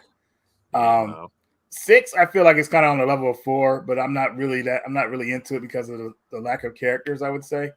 But yeah, I just feel like there was a certain skill level back in the older games that were people made their own combos, and combos weren't already like registered in the game. Like people made combos, and that's how they would like come up and with like stuff, air juggles. Absolutely. Yeah. Like we would figure out how to like kick you up in the air, and then I do one crappy little punch right in the nuts, and that'll boot you a little bit more, and then I could kick you one time on the ground. And we figured out all those things. So you just eke them out, and you come up with this weird, awkward combo that's not a real combo, but you can hit them like 6 times. Exactly. Like that sort of stuff. Yeah. I love that, dude. That you don't really see that anymore. You'll see something in a trailer for a character where they're doing all this stuff. I'm like, damn, well, I didn't figure it out. So it's kind of like, I don't know. It's kind of cool to see, but it's kind of like they made it for you. So it's like, I don't know, man. Another thing too. Sorry, go ahead. Maybe this is the old way thinking, but yeah, go ahead. One of the things that like they'll never recapture is like back in the day too, like Mortal Kombat, and like another one was like Eternal Champions. I don't know if you ever played that, but like, oh yeah, there was lots of like secrets and stuff to the games, and like this is pre-internet, like you didn't have like not everybody knew all this stuff, or if you did have internet, like I don't know. It was just I remember like having that knowledge of knowing how to do stuff in those games was so cool back in the day, like knowing the fatalities and the babalities and the friendships and the this and the that. Speaking of Eternal Champions, that had one of the most brutal fatalities I've ever seen, man. Like I remember the one for Sega CD. Hell yeah, dude. I love that game. Yeah, I was playing this character named Larson. And I don't know what the hell I did back then, because I think I knew how to do it, but whatever. You knock this guy off the tower, and as they're falling down the tower, there's all these like wheels that are tearing the character up as they're falling down, and they get worse and worse. I remember it was so brutal seeing that. I was like, geez, man, this game was insane. For that, dude. I love that. Pulling off fatalities, friendships, which is weird. Like back in the day, because you see someone do a friendship, you're like, what the hell? Baby ollies. That was cool seeing that stuff, no doubt. Yeah, now it's like you'll never recreate that. That we play Figsy Quiz. What do you guys say? Oh, let's go for it. Let's do it. Oh, is that an answer or a question? That's a question. It's all good. Okay. I'm not going to win that one. All right, guys. And then you guys in chat, we do have a chat question for everyone as well. So I'll just read out the scores first. So the way chat's points are going to work is the first person from chat to get 5 points will win themselves a video game shipped anywhere in the world. So you got to be in it to win it. Now, right now, we have a few people on 2 points. We've got Cyrus, Mario, Jason Trickster, Bantfeet all have 2 points. And then we've got Windy Corner TV, Jimmy J, Lulu Girl, The Collectionist, and Westman all have 1 point. So the way chat's question is going to work is I'm going to put up an image on the screen, guys. It's going to have a bunch of photos, and you have to work out the video game from the photos. Whoever gets the correct title gets the point. If you guys are in Reggie's channel, you can jump in and compete as well. And if you want to keep playing, sure to jump over in the Figsy Games channel to catch the podcast later on. So here's chat's question for this week. Now we need the full video game title. I'll leave this up for 30 seconds or so for you guys. This is for the audience, right? This is for the Yeah, audience. this is not for us. We can't Good. help with them hands. Good, Nope. because I wouldn't know it at all. Good luck. Mhm. Now we'll come back to that one as the quiz goes on, but let's get into Figsy's quiz this week, guys. Oh God, I I know think- that. I know I the think I was game, but right. I know it, but I don't know the last like 2 words. Like I always have a problem. I'm like, I know the first 4. Yeah, I And if you almost say it, recognize gives someone else who might like not know it. Oh, I do know that game. It's this. Chat's got this. Chat's got this. No one's got it yet. Pressure's on. All right, guys. Reggie, Joe, who would like to go first in tonight's quiz? Tonight's going to be a fighting game special quiz. Oh, it is. Oh, where's the fighting game sounds? We don't have. Oh, never mind. Sorry, God. I'll start. All right, sounds Go good. for it. If we change it to this, Joe, the big quiz, we can go. Oh no, they're not there anymore. Oh, they should have been. Nah, whatever. All I right, think they're guys. in the regular thingy, but it's all good. I want to give a big shout out to Pavel and Sylvan for once again making this quiz. It's really awesome. And we do have the new style of question at the end too, which you guys loved in the last couple of weeks. So let's get into it with question number 1 for Reggie. Reggie, which handheld console didn't have a Tekken game? Was it the GBA, the DS, the 3DS, or was it the Vita? I don't know. Whoa, I almost said the wrong one. Whew. Excuse me. I believe it was the Nintendo DS. Correct answer was Yeah. the DS. I almost said Vita for a second, but I remember, yeah, it came up right the last second. Yeah, Street Fighter versus Tekken, Tekken Advance, and we had Tekken 3D on the 3DS. And before we get into question 2, I can confirm that chat have correctly answered today's question They with did. J-Star's Victory Plus, and Mario has gone to 3 points. Congratulations, Nice, dude. Mario. You are Wow, 2 good points job. away from winning a game. This is awesome. Mario's king at this now, guys. If you guys want to be involved in the chat quiz, make sure you catch the podcast on Sunday night. All right, question number 2. Joe, this one's for you. How many official fighting games has Sonic the Hedgehog have? 0, 1, 2, or 3? Sonic fighting games. Good God. It's a weird one, but yeah. Dude, you know, I think 0, so it's probably 3, just because I'm I'm going to say 1. Good job. Incorrect. Reggie? Oh, Oh, it's not 1. It's not. God. Ooh, I'm going to go with 2. Correct answer is Yeah! so we had Sonic the Fighters, which is a Japanese game, and then we had it was also called Sonic Championship for PAL and NTSC. Oh, that's the one on the Game Boy Advance. I totally forgot about that game. Wow. And then we Okay. had Sonic Battle on the Game Boy Advance as well. Darn. Dude, I'll be honest, that one on the left looks fun. Yeah. Look fun. I'd try them, but there's Sonic. It's probably like a Sonic cooking game, dude. I don't know. There's so many Probably games. So at the end of round 1, Reggie's taking an early lead of 2 points, and Joe's yet to get on the board. Still anyone's game. All right. Question number 3. Reggie, which Tekken character has its own games on the Super Famicom and the Nintendo 3DS? Second character that has huh. Tekken character's own game on the Super Famicom Super Yeah. Famicom That's and like the before 3DS. 3DS. Okay. Tekken character. Wow. This is going to be a tough one because, like, Super Famicom. yeah, What that's the what deuce? throws me off. Like, what? Like, I automatically would have chose, like, well, do I have a minute to think about this one? Take your time. But I don't know it either, man. So Super Famicom. I'm gonna guess it because it has to be definitely one of the earlier Tekken games, like Tekken 1 through 3. So I'm gonna say Heihachi. Incorrect. What? It's up to you, Joe. Tekken character that has his own game. So it's not a Tekken game, but it's like a spin-off.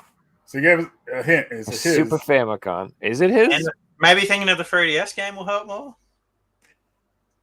Nope. Maybe not. Nope. Kuma. So the answer we were looking for was gone. Gone. Whatever, bro. He's a guest. Whatever, bro. That's a good one, though, man. Oh, man. I figured it would be some goofy. I was gonna say that, or maybe the kangaroo. Whatever his name was. Yeah. All right, question 4. Joe, this one's for you. Name the PS2 game where Nina Williams is the main character. Oh God, we even talked about this earlier, and I still don't know. This is bullshit. Really? How did you do it? You told me earlier. You We've said mentioned it already. Yeah, we already talked about it. Oh God. It's the PS2 game where they break the bones. We had this conversation before. No, you said the name of it like 3 times, and I still don't know. Nina Williams, No Mercy. What is it? That's a good title, actually. Death by Degrees. It is So- Death by Degrees. Yeah, Yeah. I wasn't gonna guess that. Whatever, dude. The first game to start the X-ray. The X-ray kills. Mm-hmm. All right, moving on to question number 5. Now, this next round, I'm going to show you guys some theme songs, and you have to tell me what video game these theme songs are from. So, that was going to be Okay. fighting titles. So, Reggie, here's yours.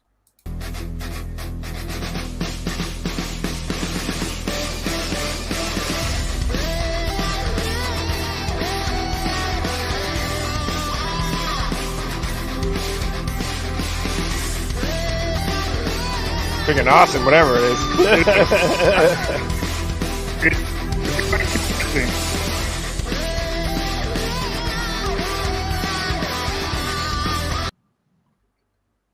Is it Killer Instinct?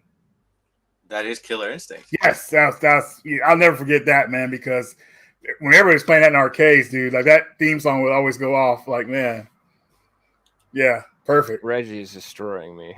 All right, Joe, here's your question. Oh God, I'm not gonna get it. Oh, you better get this. No, I'm not going to. Samurai Showdown.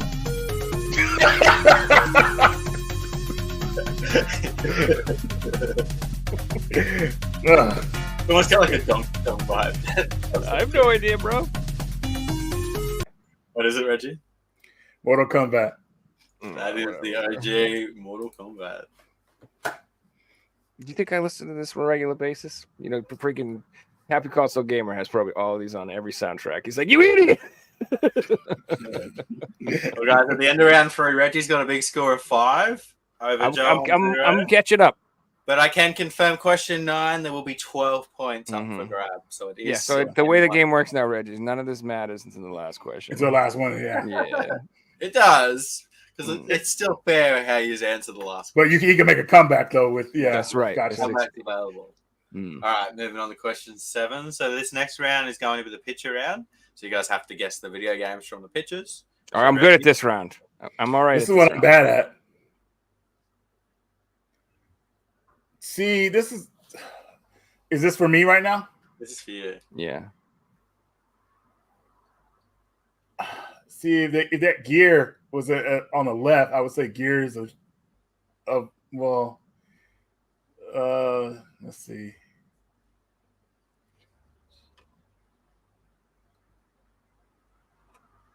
I don't know.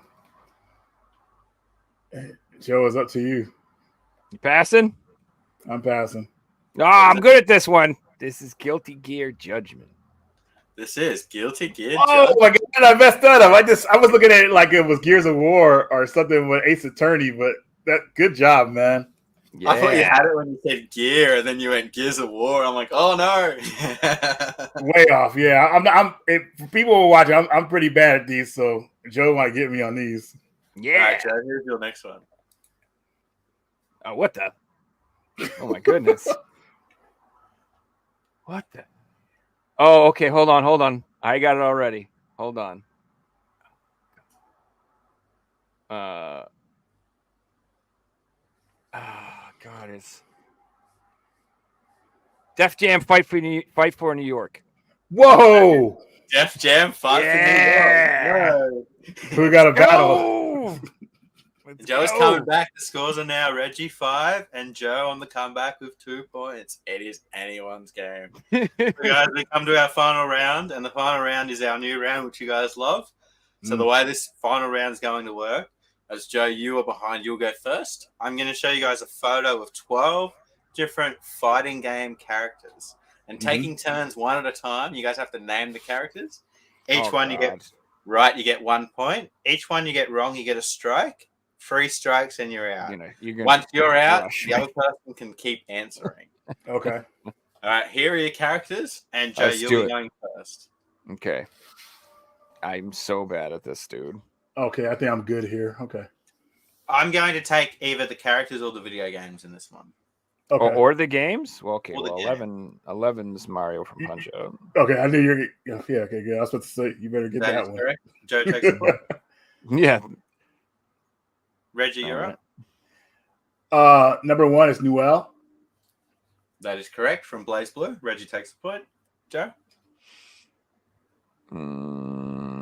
Number 8 is Siegfried from Soul Blade. That is correct. Joe Wow, I did not even notice that version of him. Right on, dude. You're out, Reggie. Number 3, Joe Hadashi. Number 3 is Joe Hadashi from King of Fighters. Reggie Dang takes a point. Yeah.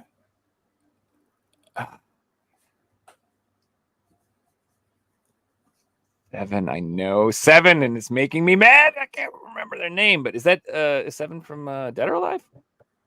7 is not from Dead or Alive. Joe is on the strike. Reggie? Strike. 7 is Kitsumitsu. She's Yoshimitsu's rival. 7 is Kuchimitsu from Tekken 2. Joe? Tekken 2. Yeah, super familiar to me. That was driving me crazy.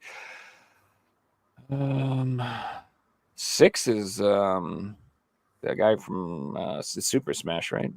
The guy from Super Smash. Is it Animal Crossing? The guy from Super Smash? Yep. So the villager from Super Smash Brothers from Animal Crossing. That's the point. Nice. Reggie? Number 5, BB Hood.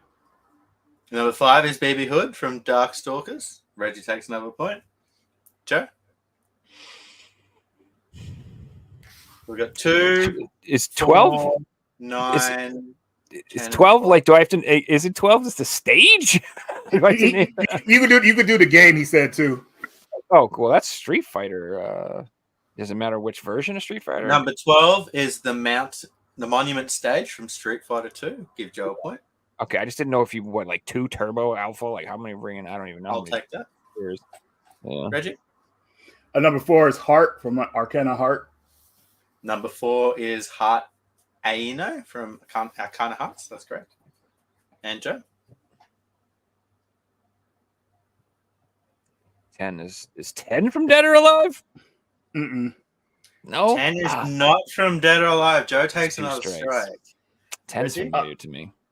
10 is from Virtual Fighter. Virtua Fighter. Shit. 10 is the wrestler from Virtual Fighter. Good job, Reggie. All right, Joe?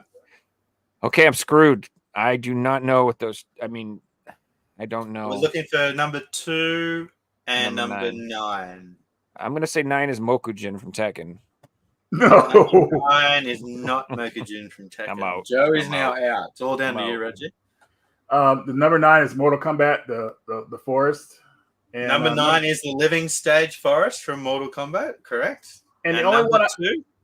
only number 2 is the only one I'm unfamiliar with for some reason. I did not know that character. You got 3 chances to have a guess. So Okay, let's get a guess going here. You don't get none of them wrong. It's Dang it, Ray. it says winner, so I'm guessing it's from a game like what's that game called? Bloody Roar? that was close, but it wasn't. So 1 strike. So the other game that's kind of like Bloody Roar is that Sega game. It's called why can't I think of the name right now? It's not Fighters Mega Mix. It's what the hell is it? Come on. It's that crazy girl with the roller skates and how you could knock people through walls. I can't think of the name right now. I don't think you're thinking of the game. When Okay, I said so wrong. close to Bloody Roar, I meant close because it was released around the same time. Oh, well, never mind. How many more guesses I have? You have 2 more. 2 more. Okay. Came out at the same time as Bloody Roar, so let's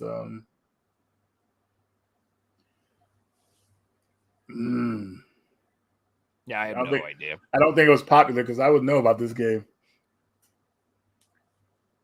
And it's a fighting game? It is a fighting game. Okay, obviously looking at it, it's got to be a 3D fighting game, so I'm going to say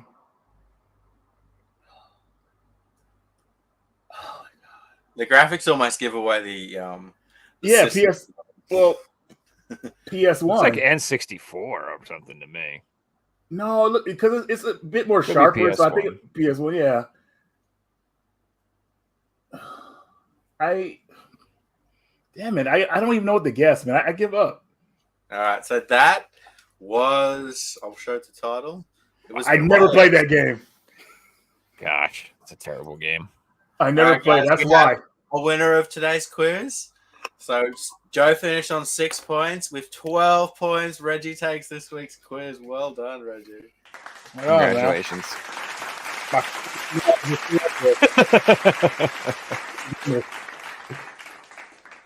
That was really fun, guys. And congrats, Mario. Mario, you've taken the lead and you're now 2 podcasts away from winning a game, which is really awesome. Right on. Very nice. Someone in chat was asking if Joe Rad has a YouTube channel. So Joe's got a YouTube channel, guys. Be sure to go check out Joe Rad, and he's got some really awesome parodies of music videos. So be sure to check those out. It's not a real YouTube channel, but you can check it out if you want. When Joe decides to do, yeah, it'll be there. So if you guys want to see what he's up to, It's true. Maybe I'll do more stuff in the future, but the podcast will be on there, and I stream on Twitch too, and do a lot of Beat Saber and stuff. Play a lot of games on Twitch. So for those of you that are watching, I did want to show you guys some obscure fighting games that maybe a lot of people don't know about. Heck yeah! Can I do that, Fixie? Okay. So I'm not sure how I feel about this next one, but it's made by the same people who make Guilty Gear. Hopefully this will show properly. DNF Duel for the PS4. Yeah, I've been thinking about picking this up. Yeah, it's also available for the Switch now, which I don't know why anybody would get that version, but it's a weird fighting game because you don't do like the half circle motions and everything. You do like combinations like down, forward, back, and then you do a move like it's really weird. It feels like you're doing moves like Mortal Kombat in this game, but it's a 2D fighting game running off a 3D engine, which is weird. But it's like it has the animations of Guilty Gear pretty much, so you guys know how that looks. But yeah, another weird fighting game. Of course, a game that I'm sure you guys are familiar with, Milty Blood. I hope you guys are. Yeah, Awesome. I would love to get a copy of that, but that's It was way too expensive. They sold out and then they raised the price of it and then nobody bought it. So they had these like physical copies sitting there. Hopefully somebody else picks it up in America, but this version is in English if you find it for a deal. But Milty Blood is a series that's been with us for years. Mainly a lot of people played it on the PC and maybe in some arcades. But this newer one has implemented the one button combos. So I guess newer people could get into it, so. But still, you don't have to use it, but it's there, which is kind of annoying, but still a really solid game.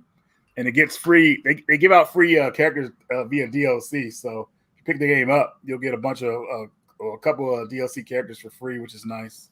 Well, that was going to be my question. Is it like a season pass game or is it like self-contained? No, man. They're like, hey, we'll release these characters when they're done because they're still doing sprite animations. So the characters get like released periodically, I guess, because they're really working on them.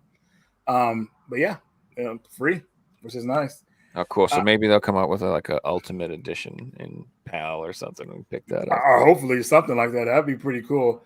Next games like slipcover and everything. That'd be nice. Next game here is Million Arthur. Oh, I've never heard of this one. No, I've never heard of this. This has Iori from King of the Fighters in it too. Sorry, my camera's trying to focus for you guys. That's Iori is a guest character in this game. You can see him right here, the red hair, kind of ish. Mm-hmm. Yeah, I got to get a new camera, I just need better lighting. But anyways, yeah, 2D fighting game. A lot of people don't know about it. I got lucky and got this copy for like $6 a few years back during the pandemic. I don't think the guy knew what he had, so I was like, yeah, I'll take it. And it arrived like a month later, which was nice. So very cool. How much is it going for now?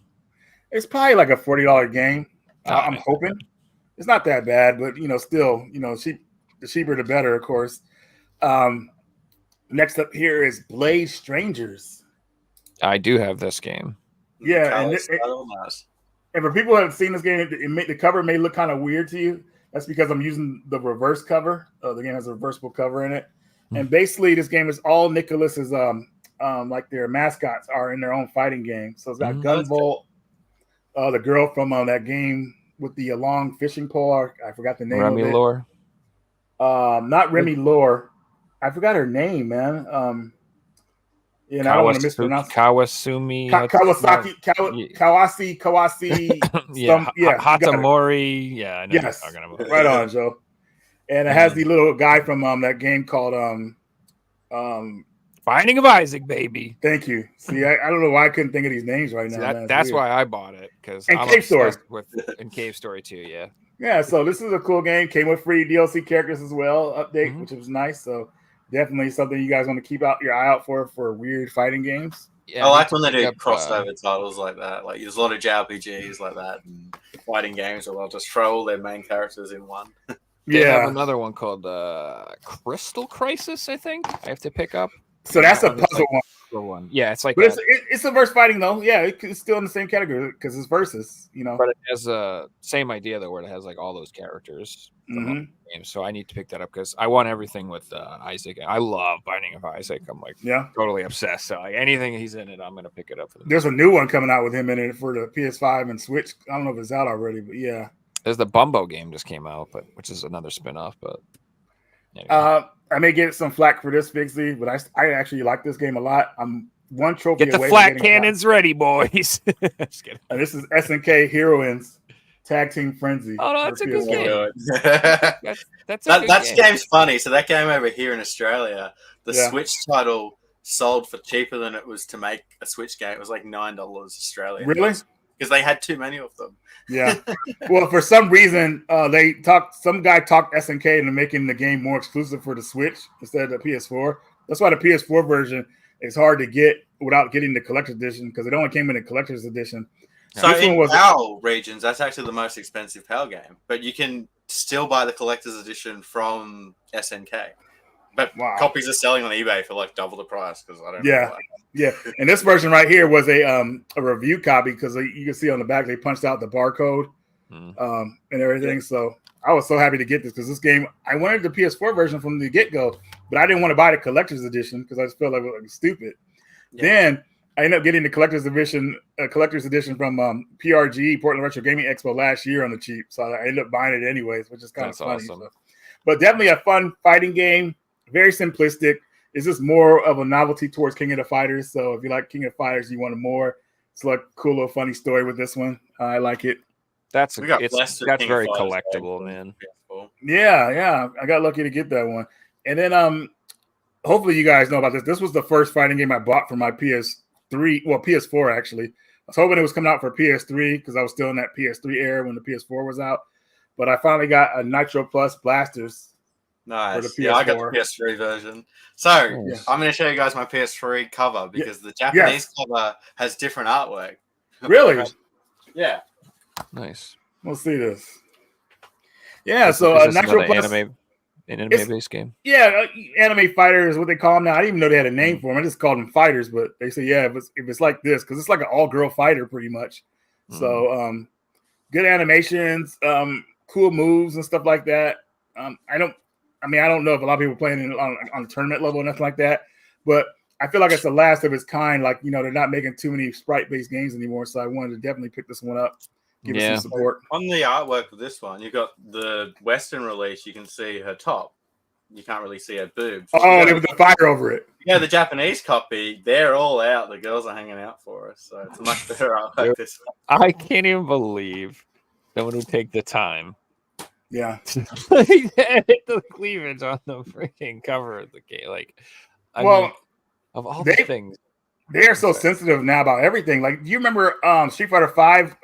Rico, she had this move where she slapped her ass or whatever like that, And they cut that down because they thought it was too offensive in America. So they took that move away. Like, what the hell, really?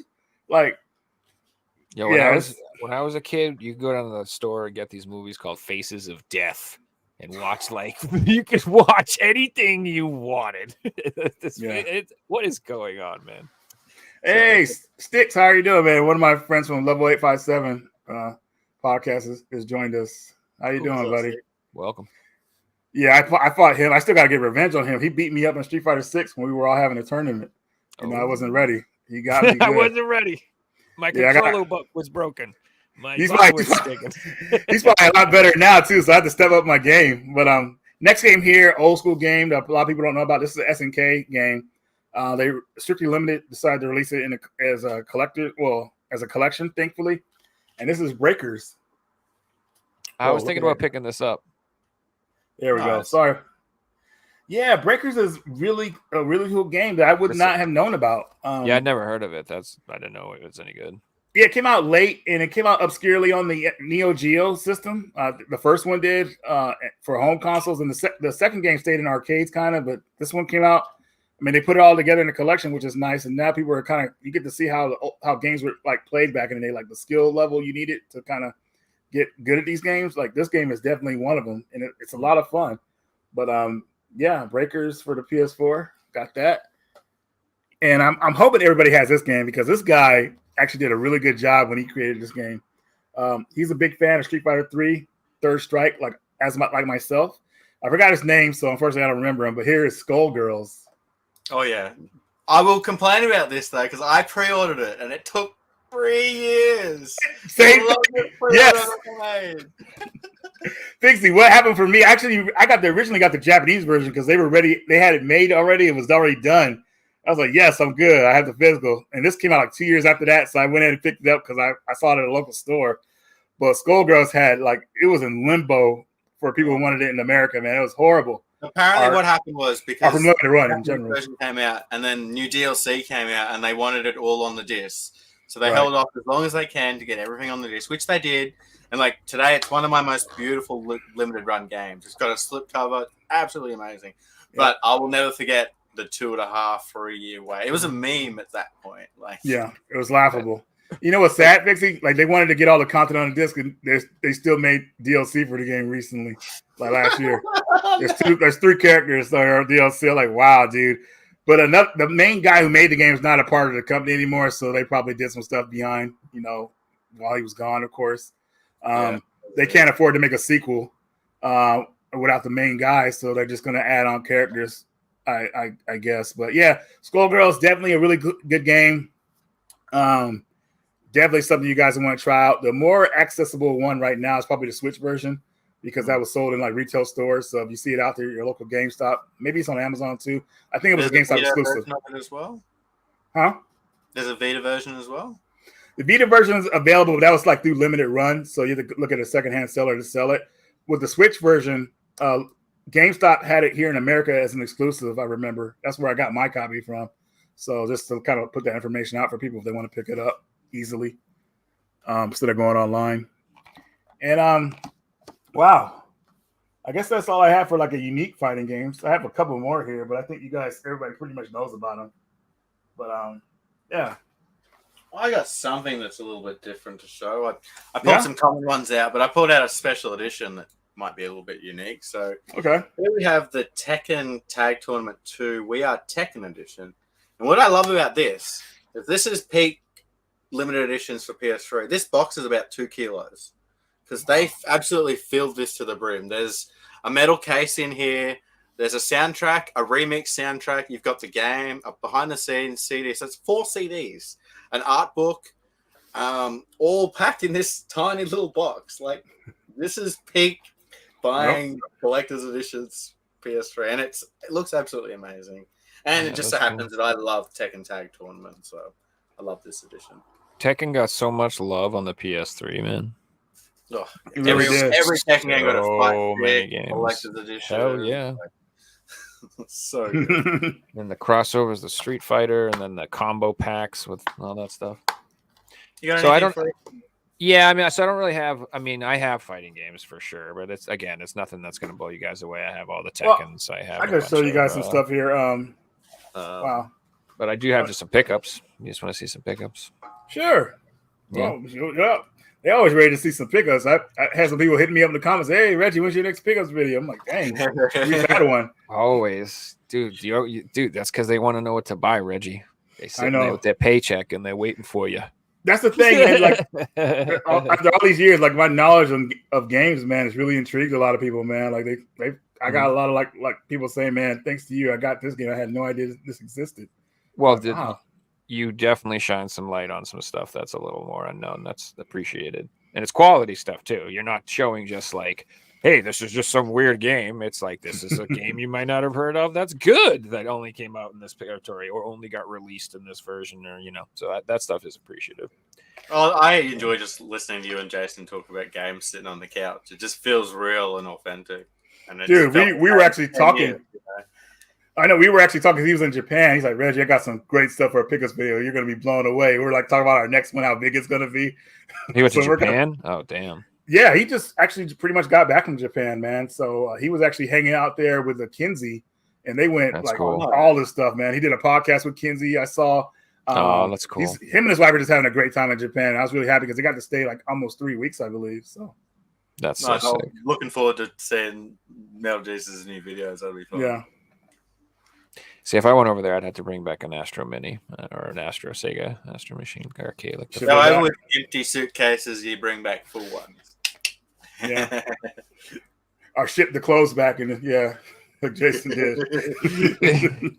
Why are you going with 30 empty bags? No reason.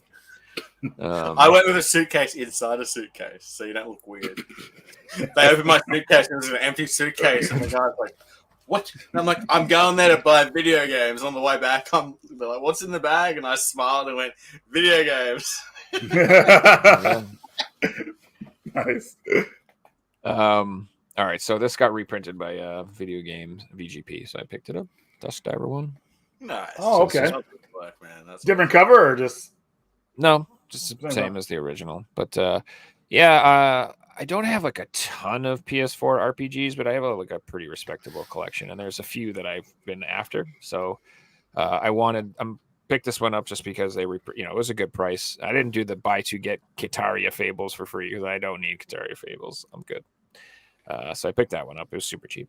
But then they had these two, and I've wanted these forever, and I've just been bite the bullet and picked them up finally. So I picked up the two Knights of Azure. Oh, nice one. Dude, nice. Those games are actually really well done, man.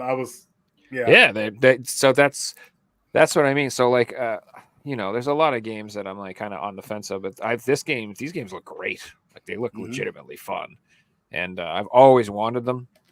And they were always one of those games that I'm like, I'll find them cheap someday. Somebody will have them second hand. I'll come across them, one of those things. And like 3 times they slipped through my hands. And I finally was like, whatever. These are sealed. They're new. The condition's great. I'm just going to pick these up because the odds of me finding them in nice condition for a good price is just not. You're spot on. I've had both of those titles, and I've never seen them cheap, ever. But a collector's edition for those games is like insane. So I bet. Yeah. So I've seen, it's always the same story. So there'll be a post someone puts up on Marketplace or whatever. It'll be like 300 games. And, there's like 15 in there that are good. And I'm like, hey, I'm interested in your games. Here's what I want. And he's like, every one of those is gone. All I have left is this one. Like always, everything. All the good games are gone. All I have left is Madden. And it's always the case. Like, all right, cool, man. Post it up for 5 minutes. It's available, but you have to buy everything. I would do it if as long as the price was reasonable. I'll resell it all to get the games. I will. I have no problem doing that. But it's never even that. It's always like, oh yeah, no, all the good stuff's gone. I sold it for $1 a piece. Why? I'm like, no reason. There's some vultures on those sites, man. Whew. Yeah, they're waiting, watching at all times. They really are, dude. Like nonstop, all day, every day. It's just like whatever. All right, so this one, I've wanted to pick this up forever, and I never wanted to spend the money on it, but I finally did. So was that unequivocally Hands down, best in the series. I don't care what anybody says. There's no argument. Here it is. The best. You probably knew this was Why coming. does this game remind me of Reggie? Dude. So I'm glad you were here for this pickup that's finally came in, dude. me and Media Glitch played that game years ago, like when the pandemic first started. And we had so much fun with that game, dude. Like, Yeah. we had four people. We just went to town because basically you get to go to the landscapes of Resident Evil and have like a 2-on-2 battle. So you go, you're in the mansion and you're in the Raccoon City police station, like hiding, and it's fun. But obviously, single player is where it's kind of lame at. But I think it's still a good pickup, man. Dude, you know that cover is sick.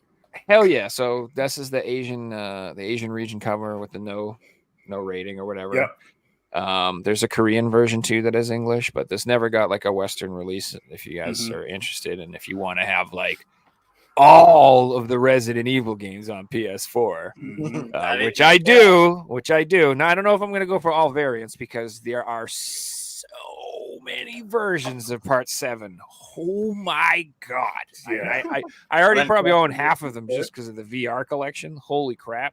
But like, yeah, I'm not buying the house and all the other stuff. But anyway, you had to pick this one up too. So was that expensive, Joe? I got this for a pretty good deal, dude. I got it for $50 shipped from Thailand. Nice. And I think the shipping was like $10. I paid like 60. And I see it going for more than that quite often. So it's not a lot more. It's not like a $200 game or anything, but it probably goes, I'd say 80 to 100 somewhere. And what I think's funny on that in good is condition. Sealed, they're probably way like over 100 for sure. I remember watching Reggie's review back in the day, and I've watched other reviews on that game, and every single one of them is negative. It was the only review I watched that was positive of that game. Yeah, but you're right. That's why and it was a different experience. That's why Reggie's the GOAT, though, because he don't give a shit about what other people say. He plays the game, and he just tells you if he likes it. That's why I watch Reggie. Yeah, that's why everybody else watches Reggie, because you just like, I had fun. I don't give a shit what this was fun, and that's all. And you're like, if you're an actual Resident Evil fan. So your opinion matters more than somebody who's just reviewing the latest Resident Evil game or whatever. Like, I don't know. It's not the same. Like, if you're a fan of something, you're going to like it more than, like, I'm a huge Evil Dead fan. So I'm going to be way more of a fan of that stuff than your average person who plays an Evil Dead game. If you're just looking at it from an objective point of view, like, I'm going to be like, dude, I don't care if it's bad. It's freaking Bruce. You just bow down and worship it. I don't care if it is what it is. All right, so my last pickup was I ordered a couple of these bad boys, and those came in today, so I'm very excited. I got these. Ooh. Oh, nice. Yeah, I'm thinking about getting 2 more, but I have to see if I can convince people to come over and play Mario Party first before I spend all that money. Joe, your level of pickup is like, man, like, dang, you're on it, man. I had a good week. They got reprinted, Joe? What, these? They were going for like $400 at one point, right? What? So the way it works is like you have to have a Nintendo Switch Online membership to buy them. Like, which is good. Got scalpers and stuff. Yeah, and I believe they have like a limit per household that you can purchase, or per subscription or whatever. And so I literally, I can't even remember. I was on some Facebook group and somebody was like, "Hey, Nintendo, let me buy these like an hour ago," and I went, "Oh, cool. I want to see if they'll let me buy those," and I was able to snag a couple. And the real reason I got these was that I found out that they work on the Steam Deck, and like I just loaded that thing up with N64 games, and oh yeah, these are gonna get used real soon. Can't wait to try them. And then just so you guys know, where is the thing? This, if anyone's ever interested, you can get these too. Actually, I might order these too, though. So Brawler 64, they make these Bluetooth Nintendo Switch Online N64 controllers, and you can use them on Switch and PC. And they have like a little toggle switch, and you can switch between like the N64 button layout and like a normal like Switch button layout. So you can use them for regular games too.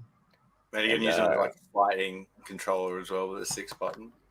Yeah, and it's a little more comfortable. So if you don't like the the regular N64 design, that you can get those too.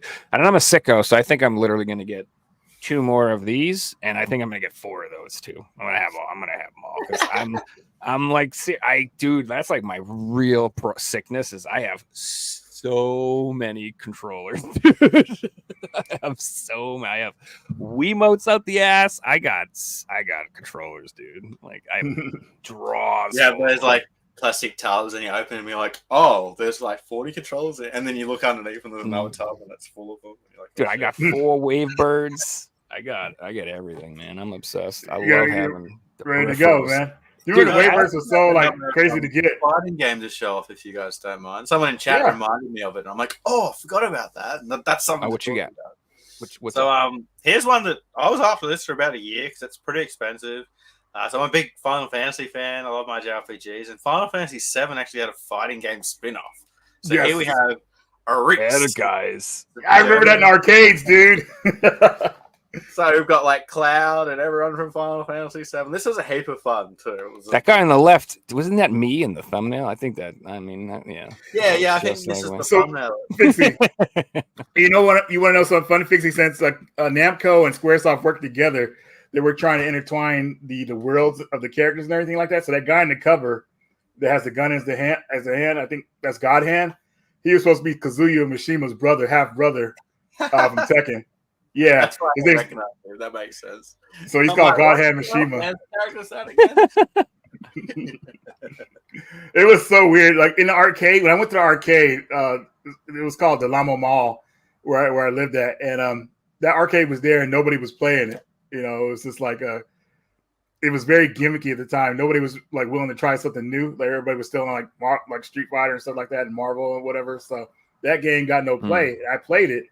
It's kind of weird to get used to the controls, but it's actually a really fun game once you get used to it, man. No doubt about it. And I believe it only had a PAL release. There isn't even a Japanese copy. No, it got a Japanese copy, and it came out in America too. I was surprised it got a PAL copy. I'd never seen that one before. That's cool. This is actually the cleanest case I've got too. It's like it feels brand new. Yeah. I paid like $250 for it. So, Fixie, do they sell like generic, like third-party cases for like those, or do you have to like just wait to get a sports title? Is PS1 collectors would buy sealed copies of cheap games. Cheap games and up until 2017, you could buy copies of Gun from Germany for like $1 each. But even today, brand new PS1 cases, you're looking at like $20 to $30. Oh man!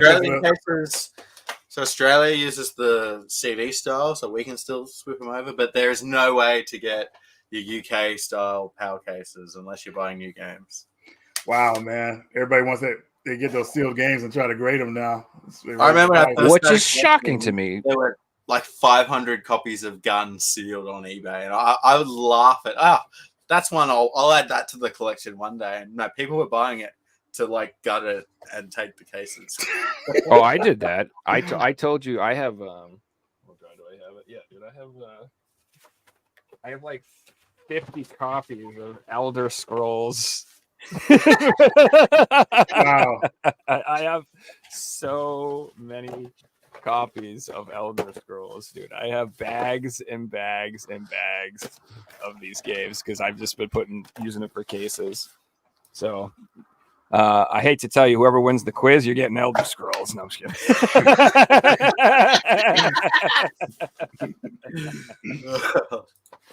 Hey guys, before we do finish, I wanted to do a definitive top 5 fighting games between the 3 of us. So the way this will work is we'll just pick franchises, and we're going to do it off how critically acclaimed it is, how many people play it, how it's had influence on other fighting games, and other criteria we can add. Let me get a little notepad up here. Share screen. SNK Heroines, number 1. Yeah, you'll be your number 1, huh? Just go now. I'm just fucking around.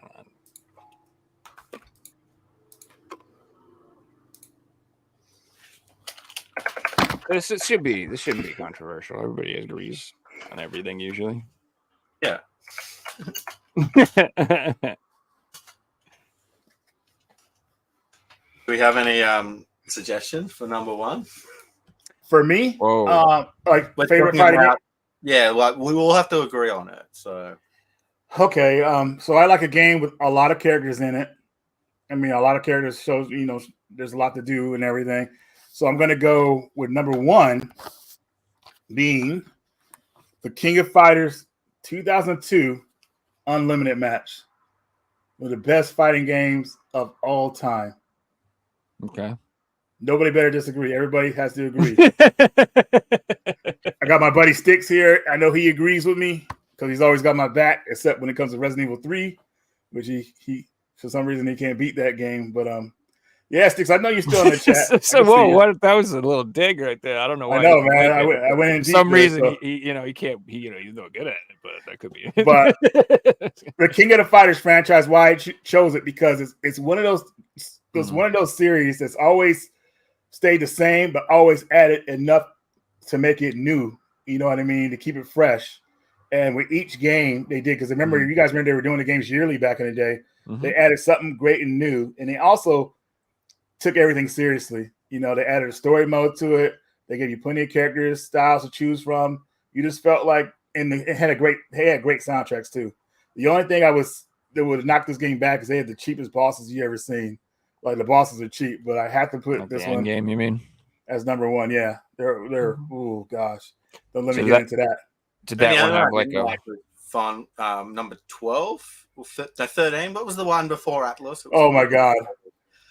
King of Fighters 12 was the dream match one, which was oh my, that was horrible. But 11. Yeah, now that you bring up bad fighting games, that's the one that I pick. That's the one biggest for King of Fighters 12. I can agree with you on that, man. It's so unfinished, so horrible. But yeah, I have to go to King of Fighters here. Hopefully, you guys maybe somewhat agree.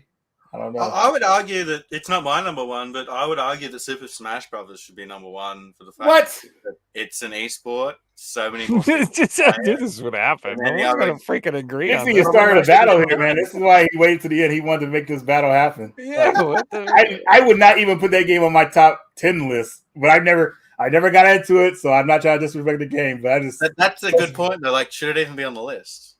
So that's a number. Yes, because it is very popular, and it's one of the games that's helped the fighting community become popular.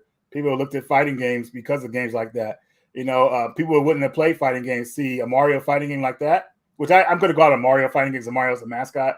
But they look at that, and they say, well, other fighting games are like this kind of, or what other fighting games are out there? So that game really helped the fighting community, I would say. But I'm not a fan of it at all. I would never play Smash Brothers.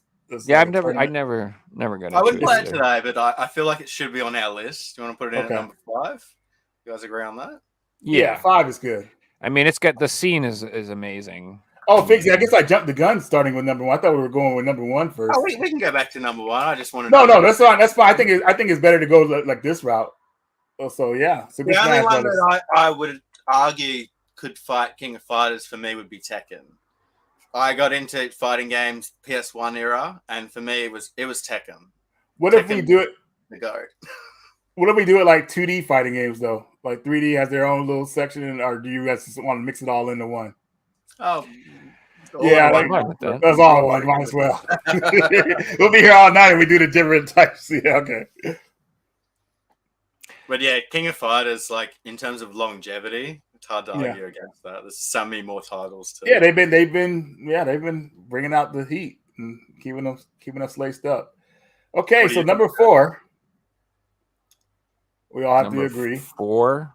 So we got. So the order is harder to determine. I think we'll get number 1 out of the road first, and then we. Number 1 is unquestionably King of Fighters. No one can disagree. Reggie's the guest, so I have to fight for that one, dude. I love it. To decide.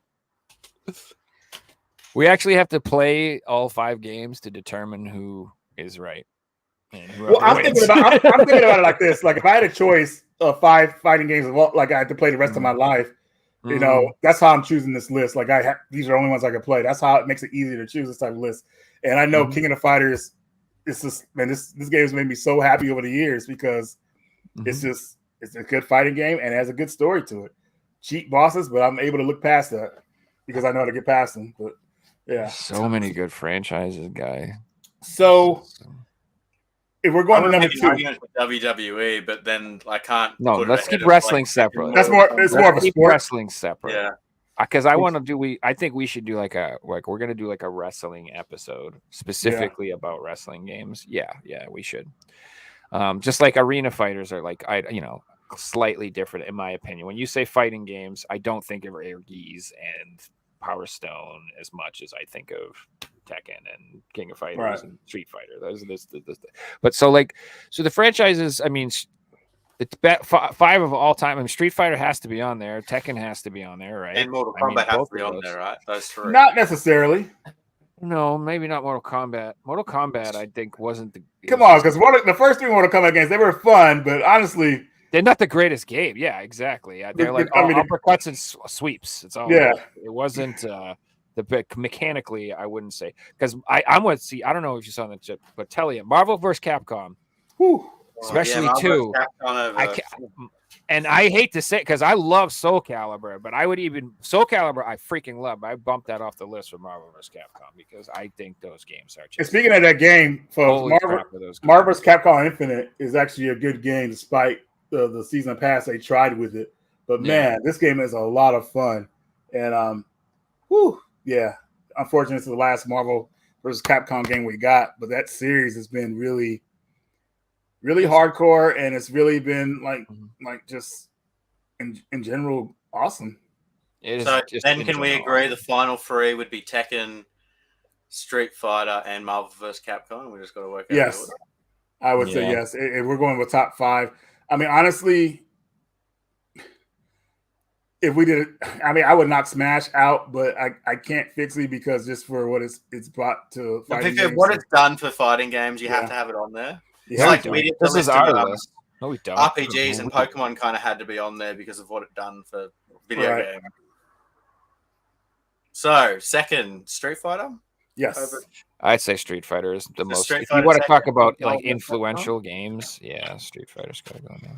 I mean, it's Street Fighter is on point. You guys have probably seen the clips I've been adding on Instagram with Street Fighter the cartoon. Like Street Fighter got a cartoon, an anime, a movie. Multiple Which Street sequels. Fighter though? Turbo Edition or Championship Edition? Come on. We gotta go with Turbo, man, because Turbo was the one where you were able to do almost do fireballs in the air. Oh no, it's Hyper Fight. Well, there's so many versions of Street Fighter. That's what I'm saying. I don't even know which one to pick. Yeah. We'll just say Street and then Fighter. 4, we're gonna go Tekken over Tekken, the Tekken series, yes. Tekken, yeah. Even though Tekken 1 is unplayable, so is Street Fighter 1 though. I don't play Tekken 1. 2 is still all right, but 3 is still good. To be honest with you, memories of playing 1, by the way, even though it was not that good of a game. Like in 1996, it was. So I love 3 through 5, all of those 3, 4, tag, and 5. They're freaking amazing. And the Marvel vs. Capcom series actually started with X-Men: Children of the Atom because Akuma was actually an unlockable character in that game, which a lot of people don't know about. So dude, I remember us playing that game in arcades, and I think it was on the Saturn, right? I think I might have played it on the Saturn. On the Saturn and PlayStation of all systems. I had that version. Ugh.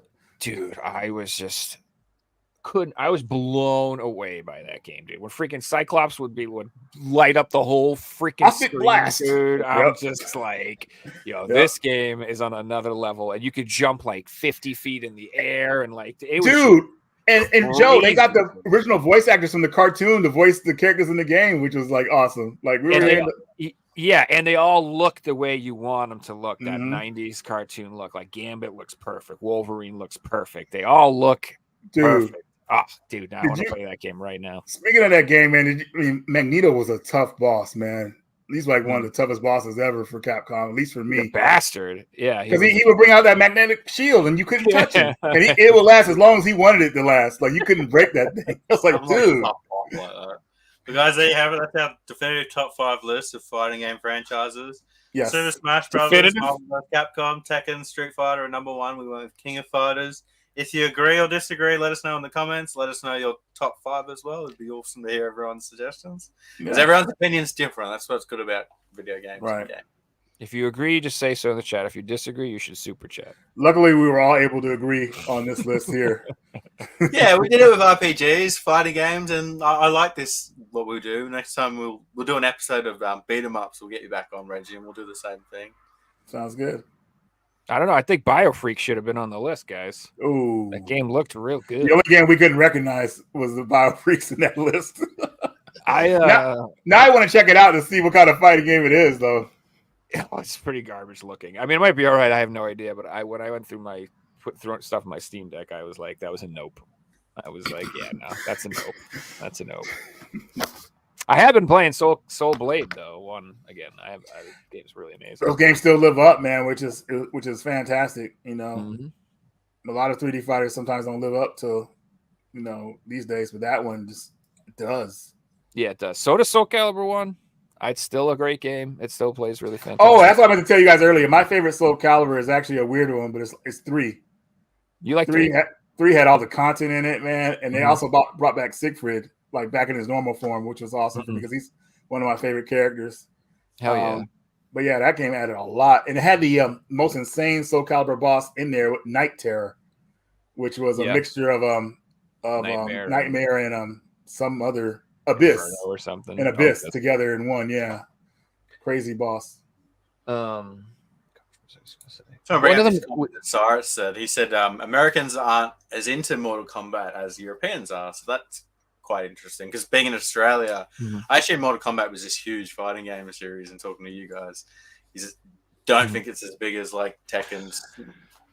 It was as big. I'm not going to say it wasn't a phenomenon because it was. It was a huge deal. But I'm talking about as an actual fighting game. Yeah, not just the gimmicks of killing people and stuff like that. Like it was known for. It had the cool graphics. It had the gore. It had the edginess to it. But like the actual fighting mechanics, I just don't think were. And we can ask this too to people compared to Tekken, not even in the same. Right. Universe. Now, maybe later on, you're talking like Mortal Kombat 3 on, it started to get a little crazy. I feel like in 3 and 4, the moves started to get a little more crazy. But would people like Mortal Kombat still, like if it didn't have fatalities in it? You just had the gameplay. Do you think it would have been as popular?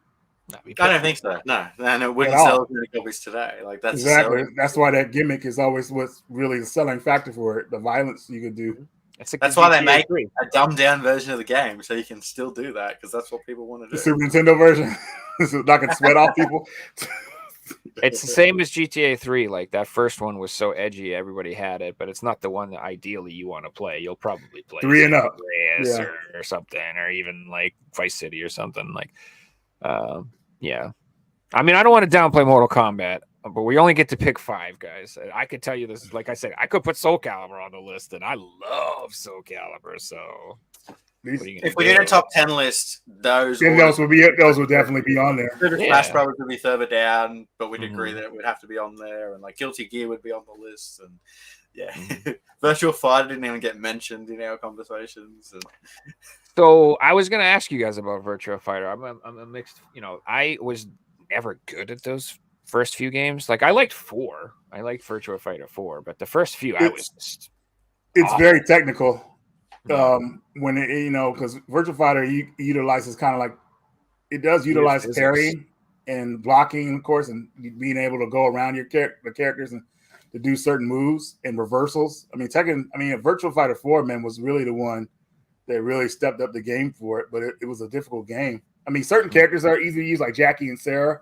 If you try to use someone like Akira or something like that, man, you really got to be on game. Or Vanessa, they're difficult characters to use, but when you master them, you can do a lot of damage. But there's a reason why you don't see a lot of people playing those games, man, because they're very technical. They were hard, yeah. They were hard.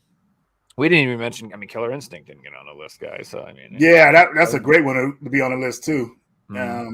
It's almost like the games have to have started back in the day and still have longevity today to even be mentioned. They only got 3 games, right? Like part 1, 2, gold, and then the one on the Xbox now, so 4 games. I never played Bloody Roar. Are they good? I never actually played those games. They remind me of this game I was trying to remember on the Sega Saturn that I couldn't remember. It's on the Dreamcast too. It's called Fighting Vipers, I think it's called. That's what it was called. Okay, yeah, that's what Bloody Roar reminds me of. But you could like morph into an animal and then do even crazier combos and stuff like that. They're pretty fun games. Yeah, one of my guilty pleasures was always Primal Rage. I loved that game, dude. Really? The They actually had dinosaurs with the monkeys and stuff. Yeah, it was never like a great. There was a game or part 2 that anything, didn't but get I loved released, it, dude, which is crazy. That makes me sad, but I liked that game. I'd put it like it's like Clay Fighter. It's like the same type of like game. It's not like whatever. When we do the beat 'em ups video, man, a game I want to talk about with you guys is the one they found like a few years ago, Beavis and Butthead, the beat 'em up arcade game. You guys remember when they found that? Yeah. Freaking insane! They found that game, dude, and they released it. Like there's one arcade or a couple arcades of it out there, but insane, dude. I'm hoping that they eventually re-release the Simpsons arcade again. I love that, and it's They took it off the PlayStation Network. I luckily I still have my copy, but I missed out on the other ones like X-Men and a couple other ones to have on my account. Scott Pilgrim. I missed out on, but obviously they've now got a physical. Thankfully, yeah. But that was one that like I used to scream, Scott Pilgrim. We missed that game, and finally we've got it again. Dude, we'll have to do the Beatles one pretty soon. I have to ask you guys this, man. You guys have both played Scott Pilgrim and 99 Vitas, right? I've only watched the gameplay of 99 Vitas, but it looked really good. Oh, I was going to ask you guys which one do you think was better. I personally like 99 Vitas, but when I tell people that over Scott Pilgrim, they look at me like I'm crazy. I'm like, no way. I'm tempted to open my sealed copy to play it after watching your video. So yeah. We'll see what happens. Yeah, for those of you in the chat, definitely check out my last video, the Beat 'em Ups video. A lot of people are liking it. It was really good, guys. If you're a fan of Reggie, if you're a fan of Beat 'em Ups, it was a great video. Yeah, dude, I'm 100% getting those Dungeons and Dragons games that you should. Yeah, I must. And it's a physical too, bro. The physical, the physical version for that on the PS3 is actually better than getting the digital one because you could play the game in 1080p. But still, you might want to get both just in case. But yeah, getting that physical is on point, man. Yeah, dude, that's so up my alley. Like, I loved those types of fantasy games, especially. Like, I love that stuff. So it looks so. Vixie, he's saying no, Reggie, to 99 Vitas over Scott Pilgrim. So, Genesis is NHL fight segments considered a fight? Yeah. Shoot, if they weren't so short. Remember Blades of Steel? I don't know if you guys know. That's probably going way back. Yeah, dude, I was just gonna say Blades of Steel. We used to love fighting in that game because you had the power bar and everything. I used to love fighting in just ice hockey too. You had the little chubby dude versus the little skinny dude. Yep. I used to love that, dude. It was so fun. God, so I was gonna get 99 Vitas after your video, but it's so expensive, Reggie. What the heck, bro? Oh, really? Dude, I had no idea. Well, version was mad expensive. It's the second game. It's the second game that Strictly Limited did. For when they first opened the company, because their first game was some weird Tokyo 2000s. I can't remember what it was. Night Epic was the second game. Tokyo 42, I think it's called. What was that, Fixing? The Griffin Night Epic, and it was the third game. Oh, it's third. Okay, yeah, but it was like one that really opened a lot of people's eyes because it was a beat 'em up. But and it stayed on their website for a while, but then eventually it sold out. Then the price gets raised because no one else put a physical out for it. So, I had a Vita copy and sold it for like a little bit more than I paid for it because I'm like, I'll collect for the Vita. No, I'll sell it and buy PS4 games. What's weird, Fixie, is the definitive version of the game is the Switch version because it comes with the DLC they added to the game, implemented into the story. So there's a level called The First of Us, which is based off The Last of Us. And there's a level from Streets of Rage, the beach level. It's really cool how they added levels from games they love playing into that game. So yeah, definitely something to look out for. It's for saying that there's an update that fixed a lot for it as well. Yeah, I mean that's when it's probably pretty cheap to pick up digitally, so maybe I'll just pick it up to play. But we know we don't want to pick up nothing digital, man. It has to be physical because I don't. Yeah, that's how we are, man. You don't want that little message to pop up to say, to register this game, you need to sign in. Otherwise, we're going to close the game in 15 minutes. That must have been a horrible feeling, dude. Like when you saw that, you're like, what? Why did I even buy this physical game? Felt like I just put all my money down the drain. Like, what happens at the some kind of storm happens, your internet goes out. The game says, hey, well, we don't know if you're playing, so we're going to stop. That's insane. Like, yeah. Dude, I remember the first time I got so mad at that was the Evil Dead game because they had the single player content. You know, they had those little missions you could do or whatever. You needed to be online to even access the single player content for first. And I explained it. I remember trying to play it. It was like servers are offline. You can't play your game. I'm like, I can't play my game at all. I just bought this game. You won't let me play it at all. Like I was so mad. This is so stupid. What's going on, man? They just the whole gaming market is changed so much, man. Where they have to know you're online. They have to, or see what you're doing. They got to be watching you, smelling you. Yeah. Hey guys, we might wrap that up as a show. It's been really good having you back on, Reggie, as always. That was fun. Guys, Thank make sure you. to subscribe to Reggie's almost at 100,000. Hell Almost yeah. at 4,000. Subscribe to my channel as well. It'd be awesome. Yeah, Figsy's super close. I'm almost to like 20. So Joe's almost at you don't, 20.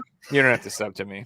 Everyone in That'll just put pressure on me right to now. do something. So I would actually be like, if you guys all subbed, I'd be like, oh god, now I have to do something. Don't do that. Your phone's gonna blow up after this show. And we've got plenty more I'll start shows a coming up, poetry guys. channel. This weekend we've got Andy and Sylvan coming on for a podcast team. So be sure if you want to see the whole team together, check out that show. Next week we've got a regular from chat, Radio to Rancid, coming on. Radio's been in chat from pretty much day one, so it's going to be awesome to talk to Radio. And then following weekend, we have Too Old for Gaming coming back on.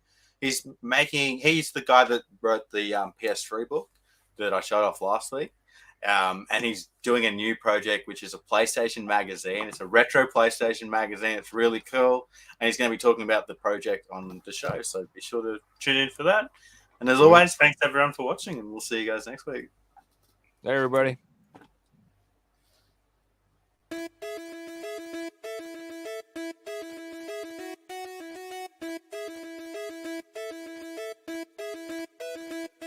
You found the coolest place to be, the PlayStation collecting nerds, and come on, won't you stay with me? Welcome to the show. Gather round the boys and girls, collectors from around the world. Let's show the people what they need to know. Welcome to the show. Gonna talk again, what we got for fans. Gonna put their knowledge to the test. Gonna laugh and eat, gonna live the dream, gonna show you.